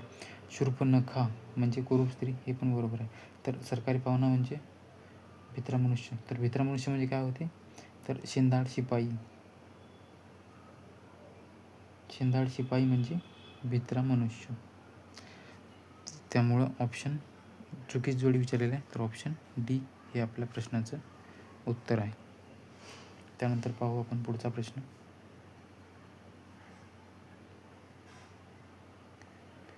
तृतीयपंथी मुलांसाठी निवासी शाळा उभारणारे भारतातील पहिले राज्य कोणते? तर तृतीयपंथी मुलांसाठी निवासी शाळा उभारणारे भारतातील पहिले राज्य कोणते? तर केरळ. केरळ असे एक राज्य आहे जे कोणत्याही बाबतीत सर्वाधिक पुढे राहते. त्यामुळे या प्रश्नाचं उत्तरसुद्धा केरळ हेच आहे.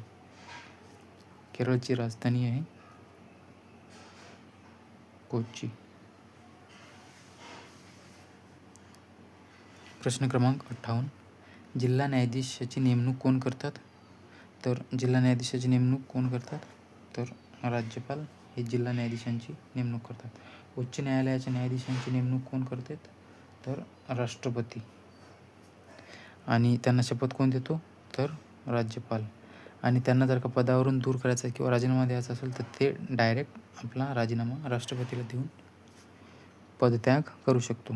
राष्ट्रपती, सर्वोच्च न्यायालयाच्या न्यायाधीशांना सुद्धा शपथ राष्ट्रपती देते आणि नेमणूक राष्ट्रपतीच करते संसदेच्या विचारविनिमयाने.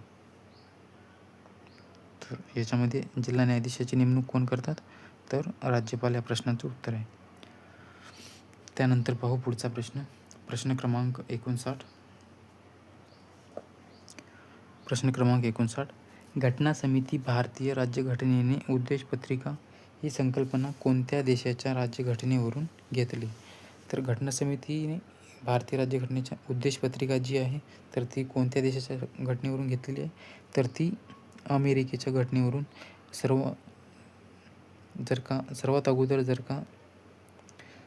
सर्वात आधी कोणाच्या घटनेमध्ये उद्देशपत्रिकाचा समावेश होता?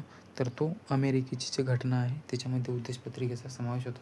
आणि भारताच्या राज्यघटनेची उद्देशपत्रिका जी आहे ती पंडित जवाहरलाल नेहरू यांनी उद्देशपत्रिकेची जी संकल्पना आहे ती मांडली होती आणि ती जी मान्य झाली होती ती 24 जानेवारी 1947 मध्ये.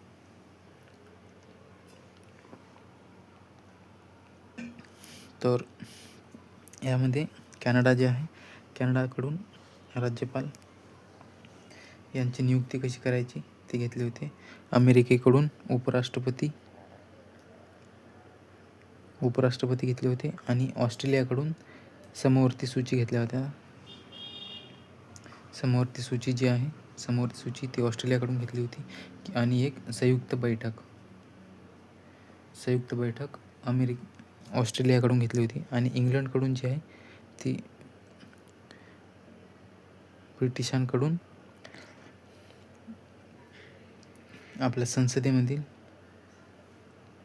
संसदेचे जे कायदेविषयक अधिकार वगैरे आहेत ते कोणाकडून घेतले तर संसदीय शासन प्रणाली आपण इंग्लंडकडून घेतलेली आहे. तर याच्यामध्ये उद्देशपत्रिका कोणाकडून घेतली आपण तर अमेरिका या प्रश्नाचं उत्तर आहे. ऑप्शन बी जे आहे या प्रश्नाचं उत्तर आहे. त्यानंतर पाहू आपण 60वा प्रश्न.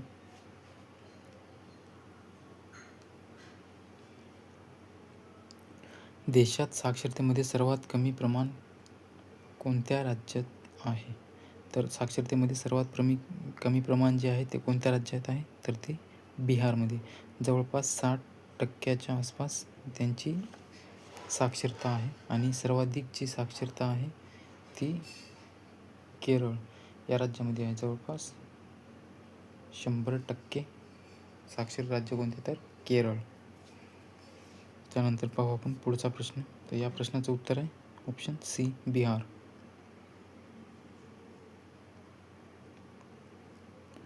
खालील वाक्यातील प्रयोग ओळखा.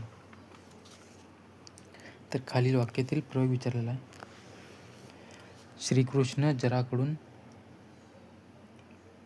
श्रीकृष्णाकडून जर मारला जातो असे वाक्य पाहिजे होते इथे.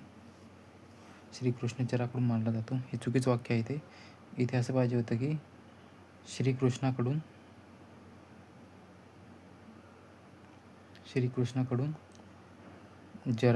जर मारला जातो. वाक्य चुकीचे आहे.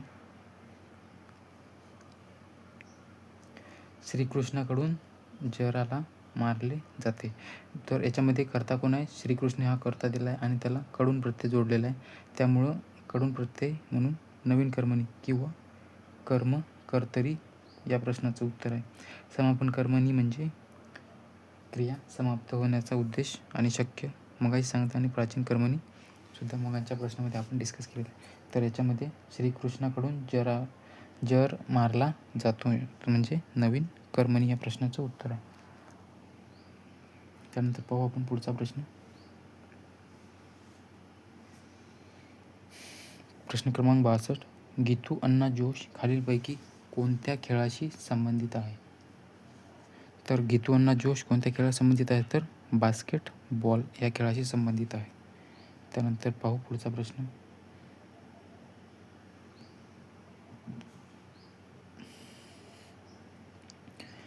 पुढीलपैकी कोणती ब्रह्मपुत्रा नदीच्या डाव्या किनाऱ्याला असलेली मुख्य उपनदी आहे. ब्रह्मपुत्रेच्या डाव्या किनाऱ्याकडून मिळणारी, म्हणजे ब्रह्मपुत्रा ही नदी तिच्या डाव्या किनाऱ्याकडून मिळणारी, म्हणजे दक्षिणेकडून मिळणारी कोणती नदी आहे तर ती दिबांग ही नदी आहे. आणि मानस नदी, कामेंग नदी आणि सुबनसिरी ह्या ब्रह्मपुत्रेच्या उपनद्या आहेत. आसाममध्ये ही मिळते मानस नदी, आणि सुबनसिरी ही अरुणाचल प्रदेशमध्ये उत्तरेकडून मिळतात. ह्या म्हणजे उजव्या तीराने मिळणाऱ्या नद्या आहेत. तर डाव्या किनाऱ्यावर असलेली मुख्य नदी कोणती तर त्याची दिबांग ही नदी आहे. आणि अरुणाचल प्रदेशमध्ये जेव्हा ब्रह्मपुत्रा नदी एंटर करते तेव्हा तिला दिहांग असे नाव म्हटले जाते, आणि दिबांग जी आहे ती त्याची उपनदी आहे. तर या प्रश्नाचं उत्तर आहे दिबांग, ऑप्शन डी.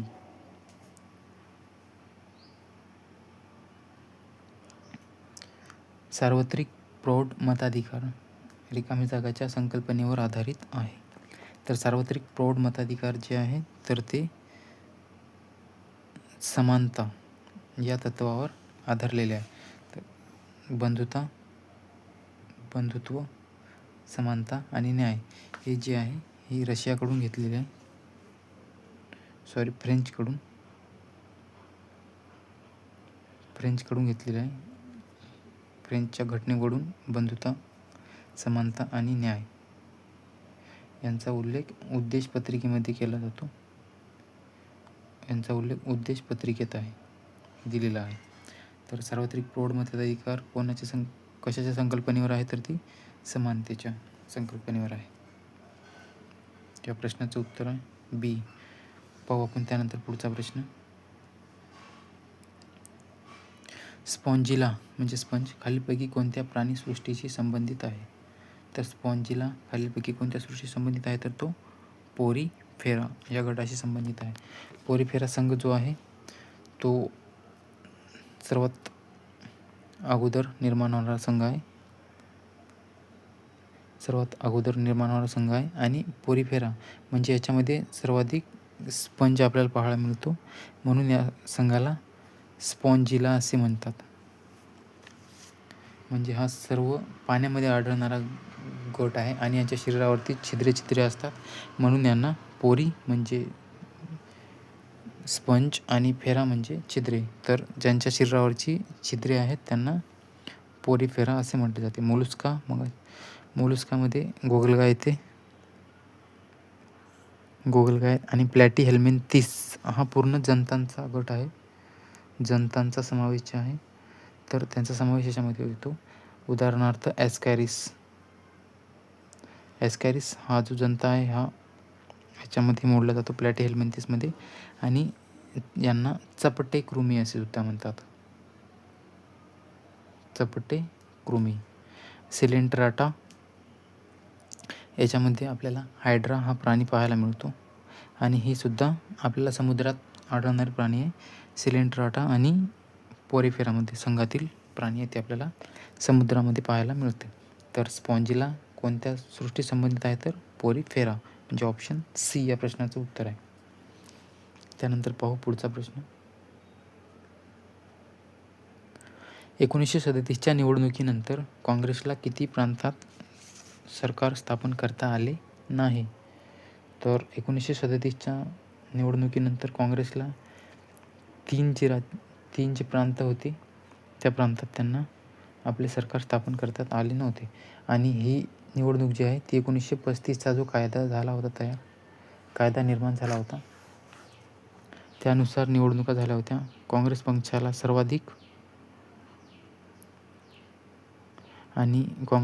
सर्वाधिक जागा मिळाल्या होत्या. आणि 1937मध्ये या निवडणूक झाली होती. आणि त्यानंतर फक्त 2 वर्ष या काँग्रेसने कार्य केले, आणि त्यानंतर जी लोकसभा होती त्यावेळेसची ती डिझॉल्व करण्यात आली होती. कारण भारताला ब्रिटिशांकडून वसाहतीचे स्वराज्य देण्याची जी ऑगस्ट ऑफर ही घोषणा करण्यात आली होती, त्याच्यामुळे ही काँग्रेसला मान्य नव्हती वसाहतीचे स्वराज्य काँग्रेसला संपूर्ण स्वराज्य पाहिजे होते. त्यामुळे त्यांनी जी विधानसभा होती त्यावेळेसची ती विधानसभा राज्यसभा ही बरखास्त करण्यात आली होती म्हणून. आणि या प्रश्नाचं उत्तर याच्यामध्ये सांगितलेलं आहे की निवडणुकीने काँग्रेसला किती प्रांतात सरकार स्थापन करता आले नाही, तर ऑप्शन सी मध्ये 3 प्रांतामध्ये स्थापन करता आले नव्हते.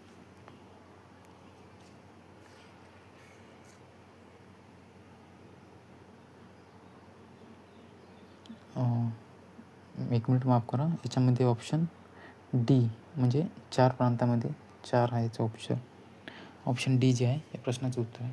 म्हणजे 4 प्रांतामध्ये सरकार स्थापन करता आले नव्हते त्यांना. त्यानंतर पाहू पुढचा प्रश्न क्रमांक 67. पुढीलपैकी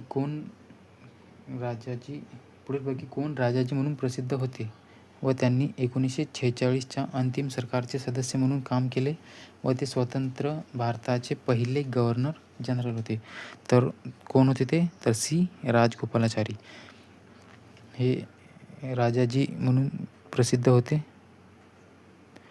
आणि ते स्वतंत्र भारताचे पहिले गव्हर्नर जनरलसुद्धा होते. कोण? सी राजगोपालाचारी. राजेंद्र प्रसाद पहिले राष्ट्रपती? तर या प्रश्नाचं उत्तर आहे ऑप्शन डी, श्री राजगोपालाचारी.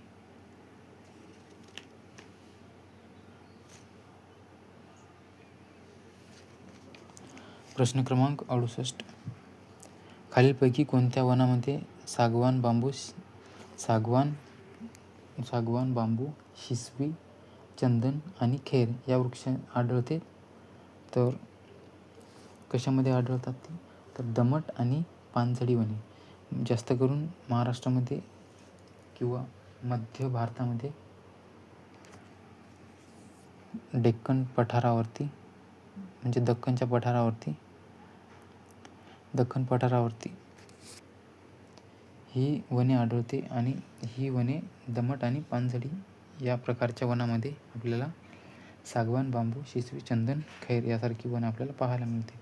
आणि सागवान जे आहे हे सर्वाधिक पानझडी वनामधील आर्थिकदृष्ट्या सर्वाधिक महत्त्वाचे वृक्ष म्हणून याची ओळख आहे. काटेरी वने राजस्थानमध्ये किंवा ज्या ठिकाणी पाऊस नगण्य प्रमाणात पडतो त्या ठिकाणी, कांदळवने ज्या ठिकाणी सर्वाधिक पाऊस होते कांदळवने तेथे आढळतात. आणि विषुववृत्तीय सदाहरित वने ज्या ठिकाणी सर्वाधिक पाऊस पडतो त्या ठिकाणी, म्हणजे 250 सेंटीमीटरपेक्षा जास्त पाऊस जिथे पडतो तिथे सदाहरित वृक्ष आपल्याला पाहायला मिळते. तर ही वने कुठे आढळतात? तर दमट आणि पानझडी वनामध्ये आढळतात. म्हणून या प्रश्नाचं उत्तर ऑप्शन ए. त्यानंतर पाहू पुढचा प्रश्न.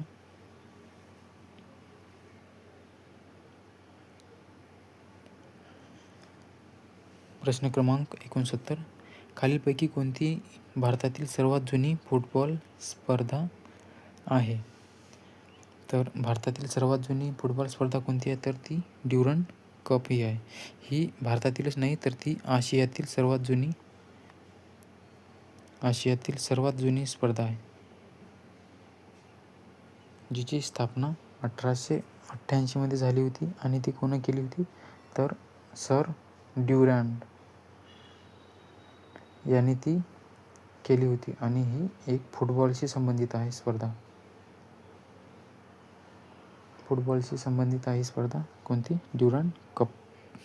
संतोष कप ही सुद्धा फुटबॉलशी संबंधित आहे. फेडरेशन कप सुद्धा याच्याशी संबंधित आहे. तर भारतातील सर्वात जुनी फुटबॉल स्पर्धा कोणती आहे? तर ती ड्युरंड चषक ही आहे. त्यानंतर पाहू पुढचा प्रश्न क्रमांक 70. ऋग्वेदच्या दरम्यान संकलित केला गेला आहे. तर त्याचा कार्यकाळ कोणता? तर इसवी पूर्व 1500 ते इसवी पूर्व 1000 या कालावधीमध्ये ऋग्वेदाचे जे आहे ते संकलन केलेले पाहायला आपल्याला मिळते. तर ऋग्वेदामध्ये 1027 सूक्त दिले आहेत. आणि ऋग्वेद हा सर्वात जुना ग्रंथ जो आहे तो ऋग्वेद हा आहे. तर याचे संकलन कधी केलं तर इसवी सन पूर्व 1500 ते इसवी सन पूर्व 1000 या कार्यकाळादरम्यान. त्यानंतर पाहू पुढचा प्रश्न.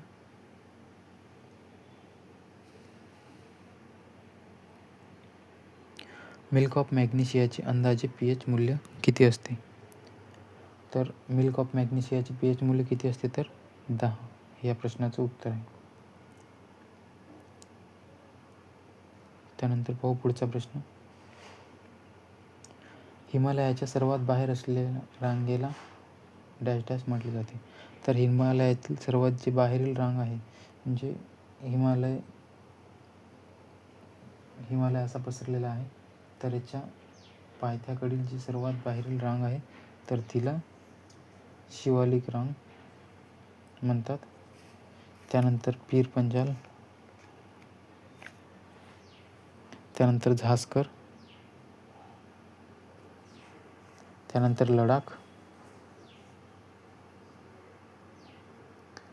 ही रांग आहे आणि त्यानंतर काराकोरम. तर हा क्रम कधीही आपल्याला विचारला जातो. तर सर्वाधिक म्हणजे पायथ्यालगत जी कोणती रांग आहे तर ती शिवालिक ही रांग आहे. काराकोरम सर्वात उंचीवरील आणि शीत वाळवंटसुद्धा इथे आपल्याला पाहायला मिळतो. आणि लडाख, झास्कर, पीर पंजाल हे त्यांचा उतरता क्रम, हा त्यांचा चढता क्रम. तर हिमालयाच्या सर्वात बाहेरील रांगेला काय म्हणतात तर शिवालिक. महाभारत ही नेपाळमधील एक रांग आहे. धौलाधर, पीर पंजाल. तर पीर पंजाल हीच जी की शिवालिकच्या नंतर रांग आपल्याला पाहायला मिळते. तर हिमालयाच्या सर्वाधिक बाहेरील रांग कोणती तर शिवालिक हे या प्रश्नाचं उत्तर आहे. त्यानंतर पाहू पुढचा प्रश्न. सेल्फ ऑफ रिस्पेक्ट मुवमेंटचे संस्थापक कोण होते? तर सेल्फ ऑफ रिस्पेक्टचे संस्थापक कोण होते तर E.V. नायकर सेल्फ रिस्पेक्ट मुवमेंटचे संस्थापक होते. त्यानंतर पाहू पुढचा प्रश्न. प्रश्न क्रमांक 74. 1655 मध्ये रिकामी जागा यांनी पहिल्यांदा पेशी शोधल्या. तर 1655 मध्ये यांनी पहिल्यांदा पेशी शोधल्या. तर कोणी पेशी शोधल्या तर रॉबर्ट हुक या प्रश्नाचं उत्तर आहे. रॉबर्ट हुकने 1655 मध्ये पेशीचा शोध लावला होता.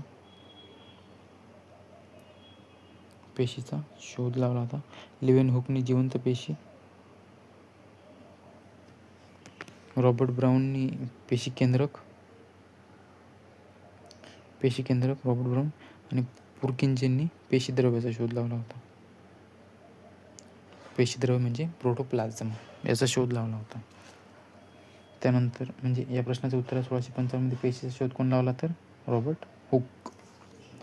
त्यानंतर पाहू पुढचा प्रश्न.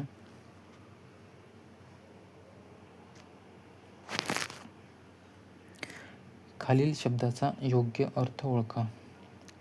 तर खालील शब्दाचा योग्य अर्थ ओळखा. एकमेकांवर अवलंबून असणारे. तर जे एकमेकांवरती अवलंबून असतात त्यांना काय म्हणतात तर परस्परावलंबी म्हणजे एकमेकांवर अवलंबून असणारे. निराधार म्हणजे कोणाचाही आधार नाही, त्याला कोणाचाही आधार नसणारा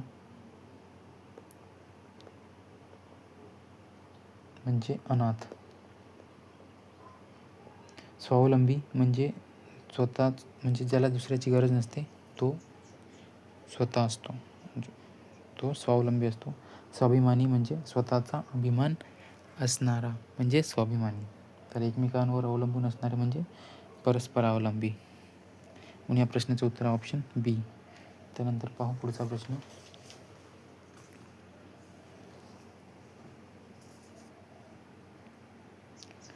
खालील केवळ वाक्याचे परिणामबोधक संयुक्त वाक्य ओळखा. एक वाक्य दिलेलं आहे, त्याचं परिणामबोधक संयुक्त वाक्य आपल्याला ओळखायचं आहे. तर परिणामबोधकमध्ये दिलं आहे, अपघात होऊ नये, वाहतुकीचे नियम पाळावेत हे वाक्य दिलेलं आहे. आणि आपल्या या केवळ वाक्याला आपल्याला 2 केवळ वाक्य आहेत, ते परिणामबोधक या उभयान्वयी अवयवाने जोडून आपल्याला संयुक्त वाक्य बनवायचे आहेत. तर परिणामबोधकमध्ये म्हणून याचा वापर केला जातो. तर अपघात होऊ नये म्हणून वाहतुकीचे नियम पाळावेत. अपघात होऊ नये हे बरोबर आहे. अपघात होऊ नये परंतु नियमाचे हे विकल्पबोधक आहे. विकल्प नाही होणार आहे. नाही आणि हे समुच्चयबोधक किंवा हे विकल्पबोधक आणि हे परंतु, पण, बाकी, किंतु,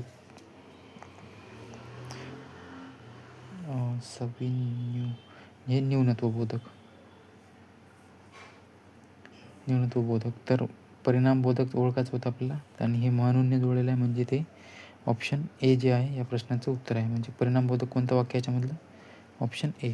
चारही ऑप्शनमध्ये संयुक्त वाक्य आहे, पण त्यामधून परिणामबोधक वाक्य विचारलं आपल्याला, म्हणून ऑप्शन ए या प्रश्नाचं उत्तर होईल. म्हणून ऑप्शन ए या प्रश्नाचं उत्तर आहे. त्यानंतर पाहू पुढचा प्रश्न. खालील संयुक्त वाक्याचा अचूक प्रकार ओळखा. संयुक्त वाक्याचं ओळखायचे आपल्याला. निरोगी मन हे सुदृढ शरीरात असते म्हणून व्यायाम करावा. त्याच्यामध्ये म्हणून जोडलेलं वाक्य आहे. तर परिणामबोधक, विकल्पबोधक, न्यूनत्वबोधक, समुच्चयबोधक. आत्ताच पाहिलेलं आपण जे म्हणून वाक्य जोडलेलं असते ते परिणामबोधक असते. विकल्पमध्ये किंवा, अथवा यांसारखे. न्यूनत्व म्हणजे परंतु, पण, बाकी, किंतु, परी यांसारख्या शब्दाने जोडले जाते ते न्यूनत्वबोधक असते. आणि समुच्चयबोधक म्हणजे जे वाक्य व, अन, आणि, आणखी, न, नि, शिवाय,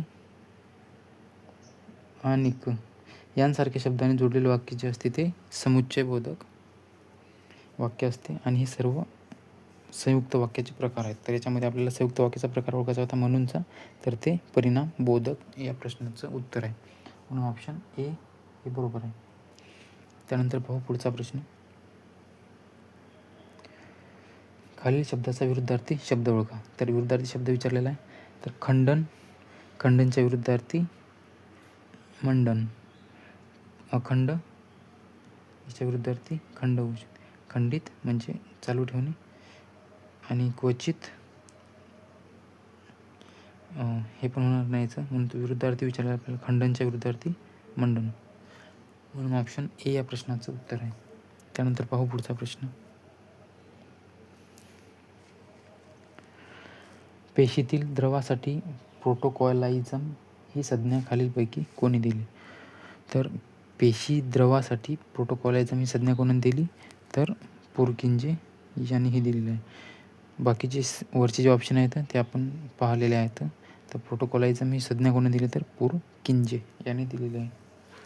त्यानंतर पाहू पुढचा प्रश्न. जर का मित्रांनो तुम्हाला आपल्या चॅनलवरील कंटेंट आवडत असेल किंवा तुम्ही आपल्या चॅनलवरती नवीन असाल तर लाईक करा, शेअर करा आणि विजन गव्हर्नमेंटला सबस्क्राईब मात्र नक्की करा. कारण की खूप मेहनत लागते हा कंटेंट बनवायला आणि तुमच्या एका लाईकने किंवा शेअरने किंवा कमेंटने किंवा सबस्क्राईबने आमचे मोटिवेशन वाढते. त्यामुळं सबस्क्राईब नक्की करा. त्यानंतर दिला आहे पुढचा प्रश्न 80 नंबरचा. महात्मा गांधींनी कोणत्या आंदोलनात किंवा चळवळीत लोकांना करा किंवा मरा ही घोषणा दिली? तर करा किंवा मरा ही घोषणा कधी दिली गांधीजींनी? तर भारत छोडो आंदोलन जे की 1942 झाले होते त्यामध्ये गेली. सविनय कायदेभंग जे आहे ते 1930च्या दरम्यान आणि असहकार आंदोलन जे आहे ते 1920 झाले होते. आणि चंपारण्य चळवळ जी आहे ती सर्वात अगोदर महात्मा गांधीची चळवळ आहे जे की 1917 बिहार येथे घडली होती. तर याच्यामध्ये करा किंवा मरा हा मंत्र कुठे दिला, घोषणा कुठे दिली? तर भारत छोडो आंदोलन किंवा क्विट इंडिया मूवमेंट. त्यानंतर पाहू पुढचा प्रश्न.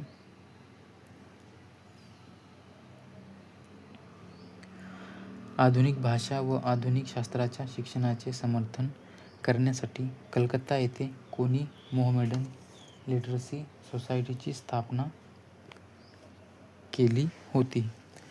तर या प्रश्नाचं उत्तर आहे नवाब अब्दुल लतीफ यांनी ही कलकत्ता येथे मोहमेडन लिटरसी सोसायटीची स्थापना केली होती. तर याची स्थापना जी आहे ती 1863 केली होती, जी की कलकत्ता येथे स्थापना केली होती. हे एक प्रमुख म्हणजे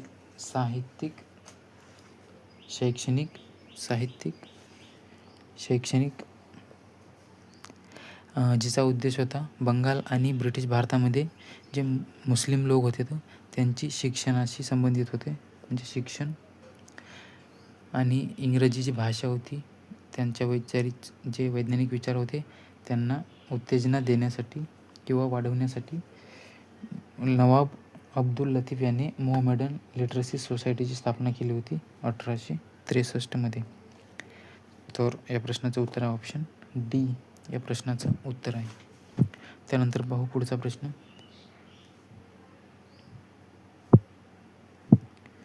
बालविवाह प्रतिबंध कायदा कोणत्या वर्षी करण्यात आला? बालविवाह कायदा कोणत्या वर्षी करण्यात आला? तर 1929 घेण्यात आला होता. आणि 1829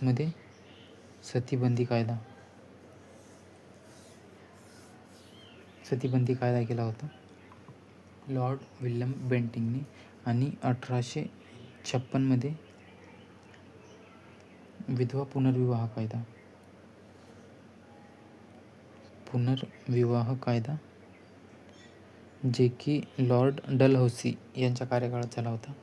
आणि 1956 हिंदू विवाह कायदा. हे काही महत्त्वाचे कायदे आहेत त्याचे लक्षात ठेवा. तर बालविवाह प्रतिबंध कायदा कधीचा आहे तर तो 1929. तर या प्रश्नाचं उत्तर ऑप्शन ए. त्यानंतर पाहू पुढचा प्रश्न. दह्यामध्ये खालीलपैकी कोणते आम्ल आढळते? तर दह्यामध्ये खालीलपैकी कोणते आम्ल आढळते?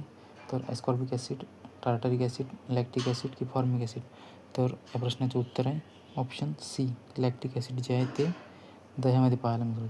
तर ॲस्कॉर्बिक ॲसिड जे की लिंबूवर्गीय फळे आहे किंवा लिंबूवर्गीय फळामध्ये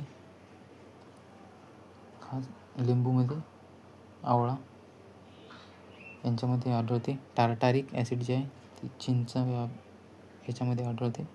फॉर्मिक ॲसिड जे लाल मुंग्या असतात, लाल मुंग्या यांच्यामध्ये आपल्याला फॉर्मिक ॲसिड पाहायला मिळते, ज्याने आपल्या शरीरावरती डंक मारल्यास शरीराला खाज सुटते. म्हणजे तेच कोणते ॲसिड असते तर ते फॉर्मिक ॲसिड असतं. तर दह्यामध्ये कोणते आम्ल असते? लॅक्टिक ॲसिड दही आणि दुधामध्ये आढळते. लॅक्टिक ॲसिडची चव कशी असते तर गोड असते. त्यानंतर पाहू पुढचा प्रश्न.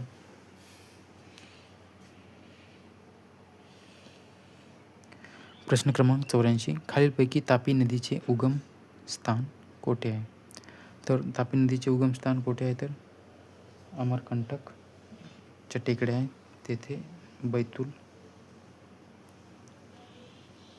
या ठिकाणी तापी नदीचा उगम आहे. महाबळेश्वर येथे भीमा नदीचा उगम होतो. भीमाशंकर येथे महाबळेश्वर येथे कृष्णा नदीचा उगम होतो. सातपुडा पर्वत जे आहे ते महाराष्ट्राच्या उत्तर सीमेवरती पसरलेले आहे. आणि पश्चिम घाट महाराष्ट्राच्या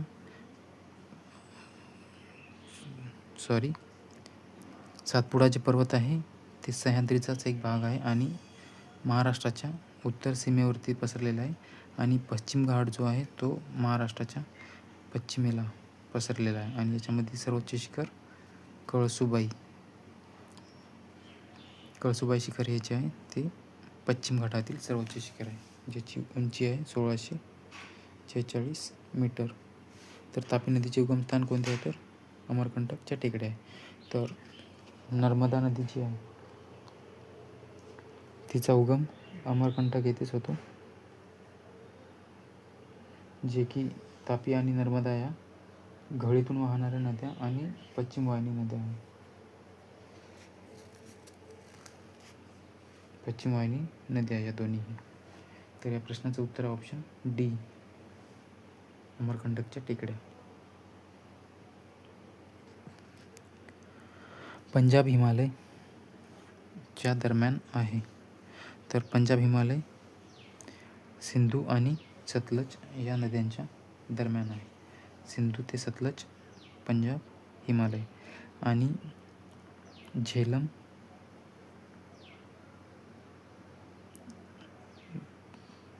सिंधू ते सतलज हा बरोबर आहे. तर या प्रश्नाचं उत्तर आहे ऑप्शन ए, सिंधू आणि सतलज. त्यानंतर पाहू पुढचा प्रश्न.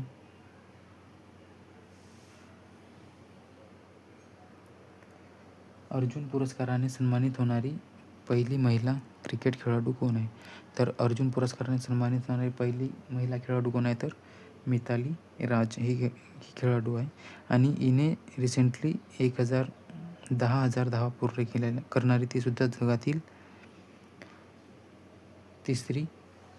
दुसरी खेळाडू आणि 10,000 धावा पूर्ण करणारी दुसरी जगातील.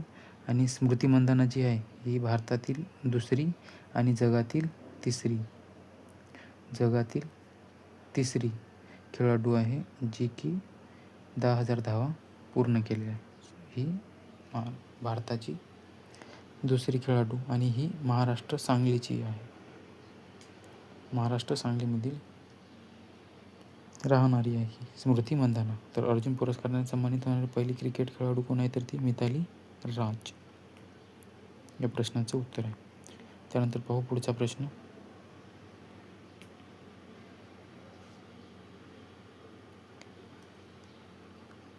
अडतीसवी राष्ट्रीय क्रीडा स्पर्धा 2025 कोठे आयोजित करण्यात आली होती? तर 38वी राष्ट्रीय क्रीडा स्पर्धा 2025 कोठे आयोजित करण्यात आली होती? तर ती उत्तराखंडमध्ये आयोजित करण्यात आली होती, जे की 2025ची 38वी होती ती. त्यानंतर पाहू आपण 88वा प्रश्न. महिला हॉकी आशिया कप 2025 कोणत्या देशाने जिंकला? तर महिला हॉकी आशिया कप 2025 जो आहे कोणत्या देशाने जिंकला? तर तो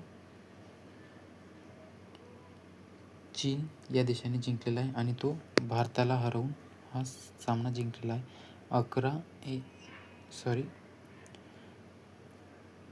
4-1 या अशा फरकाने हा सामना चीनने जिंकलेला आहे. आणि तिसरे जे विजेतेपदक आहे ते तिसऱ्या स्थानावरती जपान हे राहिलेले आहे. आणि ही स्पर्धा जी आहे ही चीन येथे आयोजित करण्यात आली होती.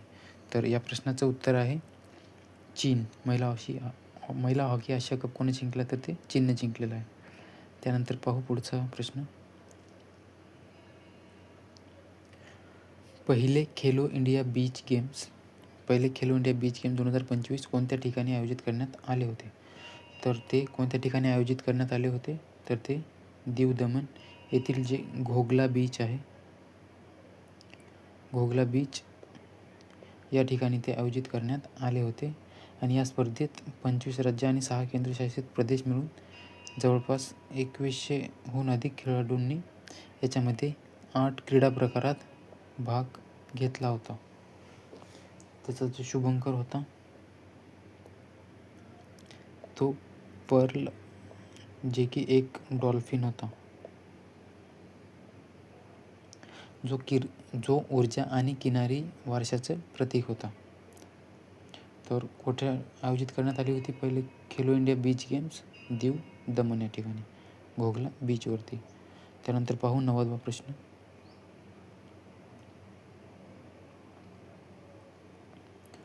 वरून नौदल सराव कोणत्या 2 देशादरम्यान आयोजित केला जातो?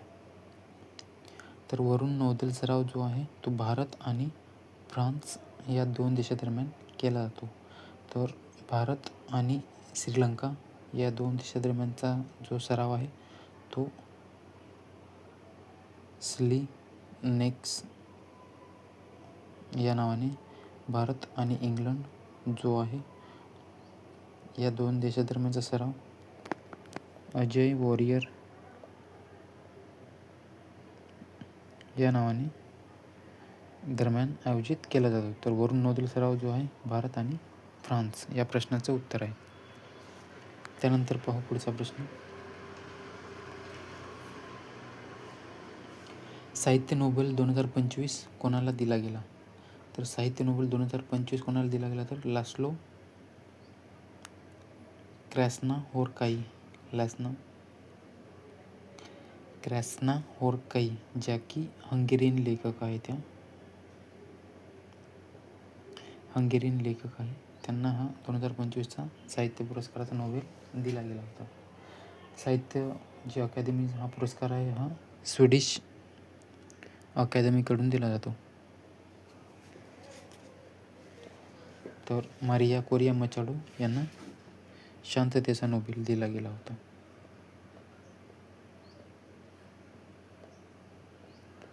त्यानंतर परत यांनी मारिया कोरिया मचाडो यांनी डोनाल्ड ट्रम्पकडे तो सुपूर्द केला होता, साहित्याचा नोबेल 2025चा. शांततेचा नोबेल. आणि साहित्याचा नोबेल कोणाला भेटला? तर लॅस्लो क्रॅस्नाहोरकाई यांना दिला होता. तर या प्रश्नाचं उत्तर ऑप्शन ए. त्यानंतर पाहू पुढचा प्रश्न.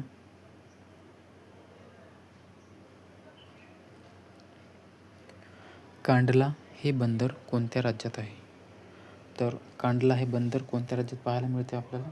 तर कांडला हे बंदर गुजरात या ठिकाणी आहे. गोवा येथे मार्मा गोवा नावाचे, जे की कर्नाटकमध्ये आहे, आणि महाराष्ट्रामध्ये JNPT हे बंदर आहे, आणि गुजरात येथे कांडला बंदर. तर या प्रश्नाचं उत्तर आहे option A.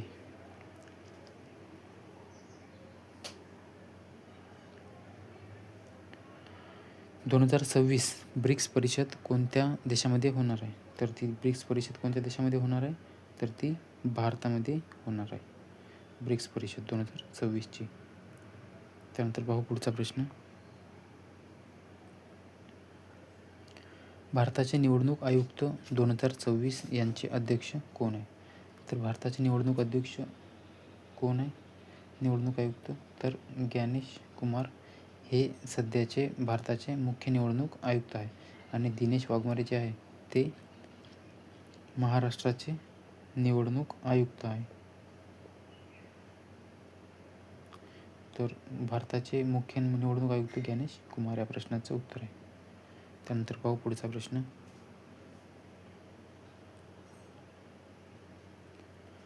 Global AI impact summit 2026 कोणत्या देशात आयोजित केली गेली? तर ती कोणत्या देशात आयोजित केली? तर भारत. 2026ची भारत. आणि 2027ची जी आहे ती जिनिव्हा स्वित्झर्लंड येथे होणार आहे. तर ग्लोबल AI इम्पॅक्ट समिट 2026 कुठे आयोजित केली होती? तर ती भारत, दिल्ली येथे. त्यानंतर पाहू पुढचा प्रश्न.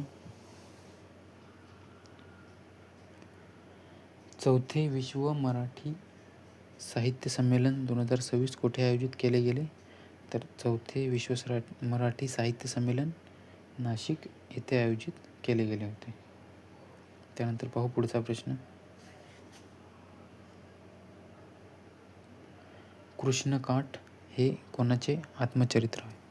तर कृष्णकाठ हे कोणाचे आत्मचरित्र आहे? तर यशवंतराव चव्हाण यांचे हे आत्मचरित्र आहे, जे की कृष्णा आणि कोयना यांच्या संगमाला प्रतिसंगम म्हणतात, आणि त्या संगमावरती यांची जी समाधी आहे, यशवंतराव चव्हाण यांची समाधी आहे.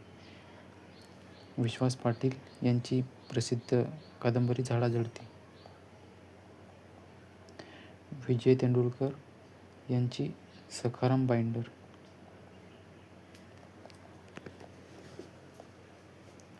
ही यांची कादंबरी आहे. तर कृष्णकाठ कोणाचे आत्मचरित्र आहे? तर यशवंतराव चव्हाण.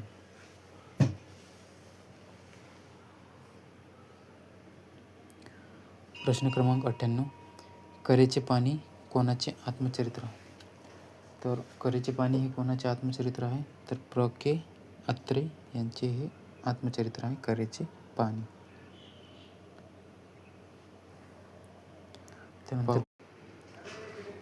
त्यानंतर पाहू आपण पुढचा प्रश्न, नाट्यछटाकार कोणाला म्हटले जाते? तर नाट्यछटाकार कोणाला म्हटले जाते? तर शंकर काशीनाथ गर्गे यांना नाट्यछटाकार म्हटले जाते. तर नारायण मुरलीधर गुप्ते यांना बी टोपण नावाने ओळखले जाते. माणिक शंकर गोडघाटे यांना ग्रेस या नावाने ओळखले जाते. कृष्णाजी केशव दामले यांना केशव सूत या नावाने टोपण नावाने ओळखले जाते. तर नाट्यछटाकार शंकर काशीनाथ गर्गे यांना म्हटले जाते. त्यानंतर पाहू आपण शेवटचा प्रश्न,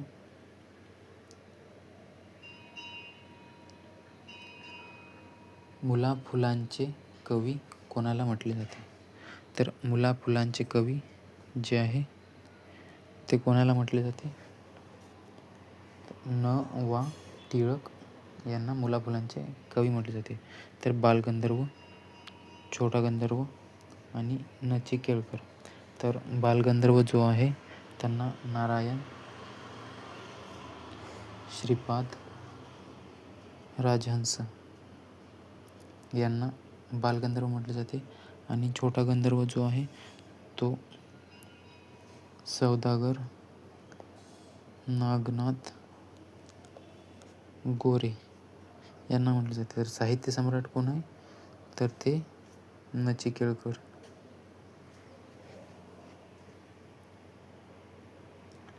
तर विद्यार्थी मित्रांनो, अशा प्रकारे आपण आज बॉम्बे उच्च न्यायालयाचा जो पेपरचा जो मॅरेथॉन होती ते त्यांचे 100 प्रश्न पाहिलेले आहेत.